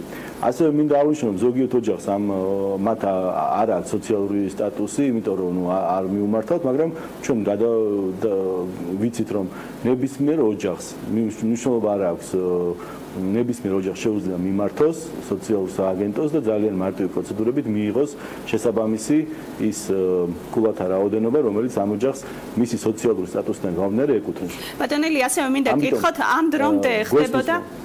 ამ დრომდე ხდებოდა სხვა ფორმულირებით გადაცემა, ეს იყო კონკრეტული მიწისნაკვეთების მოძიება, რომელსაც თავად ეს დაზარალებულები იძიებდნენ და შემდგომ ხდებოდა მერის მხრიდან დამტკიცება და თავად უწევდათ ინვესტორების მოძებნა. ეს მოდელი ასევე გაგრძელდება და თქვენს მიერ შეთავაზებული იქნება ალტერნატივა თუ მხოლოდ ის გეგმა, რაც თქვენ წარმოადგენთ, ეს იქნება ერთადერთი გასტუმრების ფორმულირება? ძალიან კარგი კითხვა. პირდაპირ ვიტყვი, რომ ეს არ იყოს სწორი ფორმა, როგორც ხდებოდა, ეს იყო რაც იყო, მაგრამ პირველ რიგში რატომ იყო ეს ცუდი? ჯერ ესეთი ის არ იყო გლობალური გადაწყვეტა, ესეთი გლობალური პრობლემით. ეს იყო რაღაცა ესე როგორც ვახსენე, სეგმენტურად, ამოგლეჯილად გადაწყვეტა რაღაც კონკრეტული ათეულობით თქვა ოჯახისთვის, გარკვეული გადაწყვეტა პრობლემის თითქოს. შემდგომში ეს იყო, ან თვითონ ეს წევრები ამ ასოციაციების შემდგომში პოულობდნენ ინვესტორებს, რაც ასევე არ იყო გამჭირვალე და არ იყო ტრანსპარენტული. ჩვენ დახვდა რამოდენიმე ასეთი მიმდინარე პროცესი, დაახლოებით საუბარი არის რამოდენიმე ათეულ ოჯახზე. ჩვენ არ გაგვიჩერებია ეს პროცესები, ჩვენ ამ რამოდენიმე ათეულ ოჯახისთვის დავასრულებთ, ისე როგორც მიმდინარეობს, მაგრამ მთლიანობაში 3000 ახალ მსგავსი ჩვენ არ დაგვიწყია არაფერი. ჩვენ გადავწყვეტთ, რომ გლობალურად მოვაგვაროთ ერთხელ სამუდამოდ ეს პრობლემა, იმიტომ რომ ეს იქნებოდა დაუსრულებელი პროცესი, რო გაგრძელებულიყო ისე როგორც იყო და იქნებოდა ასევე ძალიან არა გამჭირვალე და არა ტრანსპარენტული. და ასევე მინდა გითხოთ ბატონო ილია, ბოლოსკენ რო წავიყვანოთ ჩვენი საუბარი, სხვა ტიპის პრობლემებიც ჰქონდათ კოოპერატიული ბინათმშენებლობით დაზარალებულებს, მათ შორის ზოგიად დღემდე გადაუფორმებელი მიწისნაკვეთი, რომელიც წინა თვითმმართველობის ხელისუფლების დროს გაიცა მათზე, ასევე იყო დაუსრულებელი კორპუსები, რომელთა გადაფორმება და დაკანონება არ ხდებოდა. ამ მიმართულებით რას გეგმავთ ამ ადამიანებისთვის დღეს როგორი სურათია? ჩვენ რა თქმა უნდა მუშაობთ ჩვეულებრივ რეჟიმში ყველა ამ პრობლემის მოსაგვარებლად, რომელიც ჩვენ დაგვდა, მაგრამ ის მიდგომა, რომელიც ჩვენ დავინახეთ, რომელიც დღემდე მუშაობდა, ის არ წყვეტდა გლობალურად მათ პრობლემებს. ზოგ შემთხვევაში შეიძლება რამოდენიმე ათეული ოჯახის აგვარებდა, შეიძლება ტოვებდა რაღაც გარკვეულ კიდე პრობლემებს. ჩვენ ამ ყველაფერზე ესე სეგმენტურად დაახლოებით ეს ეხება ალბათ მაქსიმუმ 300-მდე ოჯახს, ასეთი სხვადასხვა ადგილებში გამოყოფილი მიწები, სადაც არის და სადაც მათ პრობლემები გააჩნიათ. ჩვენ მათთან მუშაობთ, ვცდილობთ, რომ საუკეთესო გამოსავალი ვიპოვოთ ასევე მათთვის, მაგრამ ჩვენ ასეთ პრაქტიკას აღარ გავაგრძელებთ. ჩვენ, როგორც მოგახსენეთ, ღიად და საჯაროდ გამოვიტანთ ტერიტორიებს, რომელზეც ინტერესთა გამოხატვის მიხედვით შეირჩევა მშენებლები, რომლებიც დატოვებენ სოციალურ ბინებს სახელმწიფოსთვის, საიდანაც მოხდება ამ ფონდიდან მოხდება დაკმაყოფილება. ბატონელია, ხო არ განიხილება ერთ-ერთ ვერსიად უკვე აშენებული პროექტებიდან ბინების შესყიდვა, თქვათ დიდი საცხოვრებელი კომპლექსებიდან, რომელიც არსებობს, ამ ფორმით ხომ არ ეს ფორმაც ხომ არ განიხილება მათ დასაკმაყოფილებლად? არა, უყურეთ ჩვენ ეს მოვიფიქრეთ ეს ფორმა არა მხოლოდ იმიტომ, რომ დავაკმაყოფილოთ 3000 ოჯახი, არამედ ეს არის ერთგვარი ბიზნესის სტიმულირებაც. ხო, ჩვენ არ გვინდა გაყიდვებში მივიღოთ მონაწილეობა კომპანიების და ეს არაეფექტური ხარჯვა იქნებოდა ჩვენი თანხების. ჩვენ ერთის მხრივ ვაშორებთ ქალაქს უდიდეს სოციალურ გამოწვევას და პრობლემას, რომელიც მის წინაშე დგას და სახელმწიფოს, არა მარტო ქალაქს, სახელმწიფო პრობლემა არის ეს 3000 ოჯახის, რა თქმა უნდა, ხუმრობა არ არის, მაგრამ მეორეს მხრივ, რა თქმა უნდა, ეს არის 100.000-ობით და მილიონობით კვადრატული ახალი საშუალო სიძვირის ბინების მშენებლობის სტიმულირება, რაც ასევე ძალიან კარგია და ხელშეუწყობს ჩვენი სამშენებლო სექტორის განვითარებას. ბატონო ილია, ბოლოს მინდა რომ გკითხოთ სხვა თემებს. დაასრულეთ და ბოლო კითხვა მინდა დაგისვათ. ხო, დიახ, და შესაბამისად ჩვენ მიგვაჩნია რომ ეს გადაწყვეტილება არა მხოლოდ ემსახურება იმას რომ სოციალური პრობლემა მოვაგვაროთ, არამედ ასევე არის სერიოზული ბიძგი სამშენებლო ბიზნესის სტიმულირებისთვის, კონკურენციის საფუძველზე, რა თქმა უნდა და ამიტომ სხვა ნებისმიერი ალტერნატივა გამოირიცხა, ეს არის საუკეთესო გამოსავალი. შემიძლია თამამად თქვა. 30 მილიონი გამოიყო გუშინ მერიას ინფრასტრუქტურული პროექტებისთვის. ამ თემაზეც მინდა რომ მკითხოთ, რა კუთხით მოხდება ამ თანხების ათვისება და რა პროექტების განხორციელებას გეგმავთ? დიახ, ჩვენ მოგეხსენებათ, რომ ქალაქში ძალიან ბევრი გასაკეთებელი ინფრასტრუქტურული პროექტი არის, ჯერ კიდევ არის სკვერები, სპორტული ინფრასტრუქტურა, გზების მოწესრიგება, წყალკანალიზაცია, სანიაღვრეები, გამაგრებითი სამუშაოები, ან ჩვენ იმდენად ბევრი პროექტი გვაქვს დაგროვილი და იმდენად მზად ვართ, რომ ეს 30 მილიონი ძალიან მალე და ძალიან ეფექტურად მოხდება მისი ათვისება დამატებით. ძალიან დიდი მადლობა. წარმატებებს გისურვებთ. ილია ელოშვილი, თბილისის მერის მოადგილე პასუხობდა ჩვენ შეკითხვებს.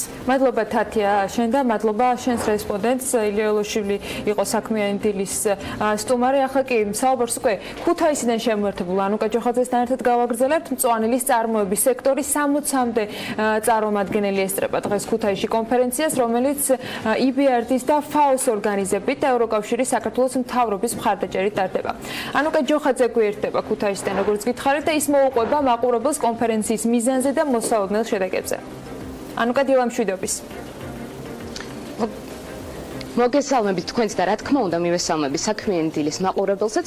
ამ წუთებში ქუთაისში გაეროს სურსათისა და სოფლის მეურნეობის ორგანიზაციის და ასევე ევროპის რეკონსტრუქციისა და განვითარების ბანკის ორგანიზებით იმართება საერთაშორისო კონფერენცია ქართული მწვანილი, რომელიც ემსახურება ჩვენს ქვეყანაში მაღალი ხარისხის პროდუქციის წარმოებას და რაც მთავარია მათი საექსპორტო მოცულობის გაზრდას. ამ კუთხით საინტერესოა ის, რომ ამ დარგში მომუშავე ადამიანები ხშირ შემთხვევაში საექსპორტო ბაზრად რუსეთს ირჩევენ, თუმცა კონფერენციაში განხილული იყო და ხაზი იყო გასმული იმაზე თუ რატომ არის მნიშვნელოვანი ევროკავშირი და რა შესაძლებლობებს თავაზობს ის მათ. ახლა ჩვენთან ერთად იმყოფება ევროპის რეკონსტრუქციისა და განვითარების ბანკის პროექტის კოორდინატორი ქალბატონი კატერინა პობერეჟნა. პირველ რიგში მოგესალმებით და მადლობას გიხდით ჩვენს გადაცემაში მონაწილეობისთვის.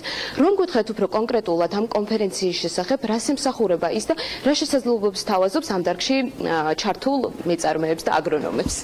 გამარჯობა ქუთაისიდან.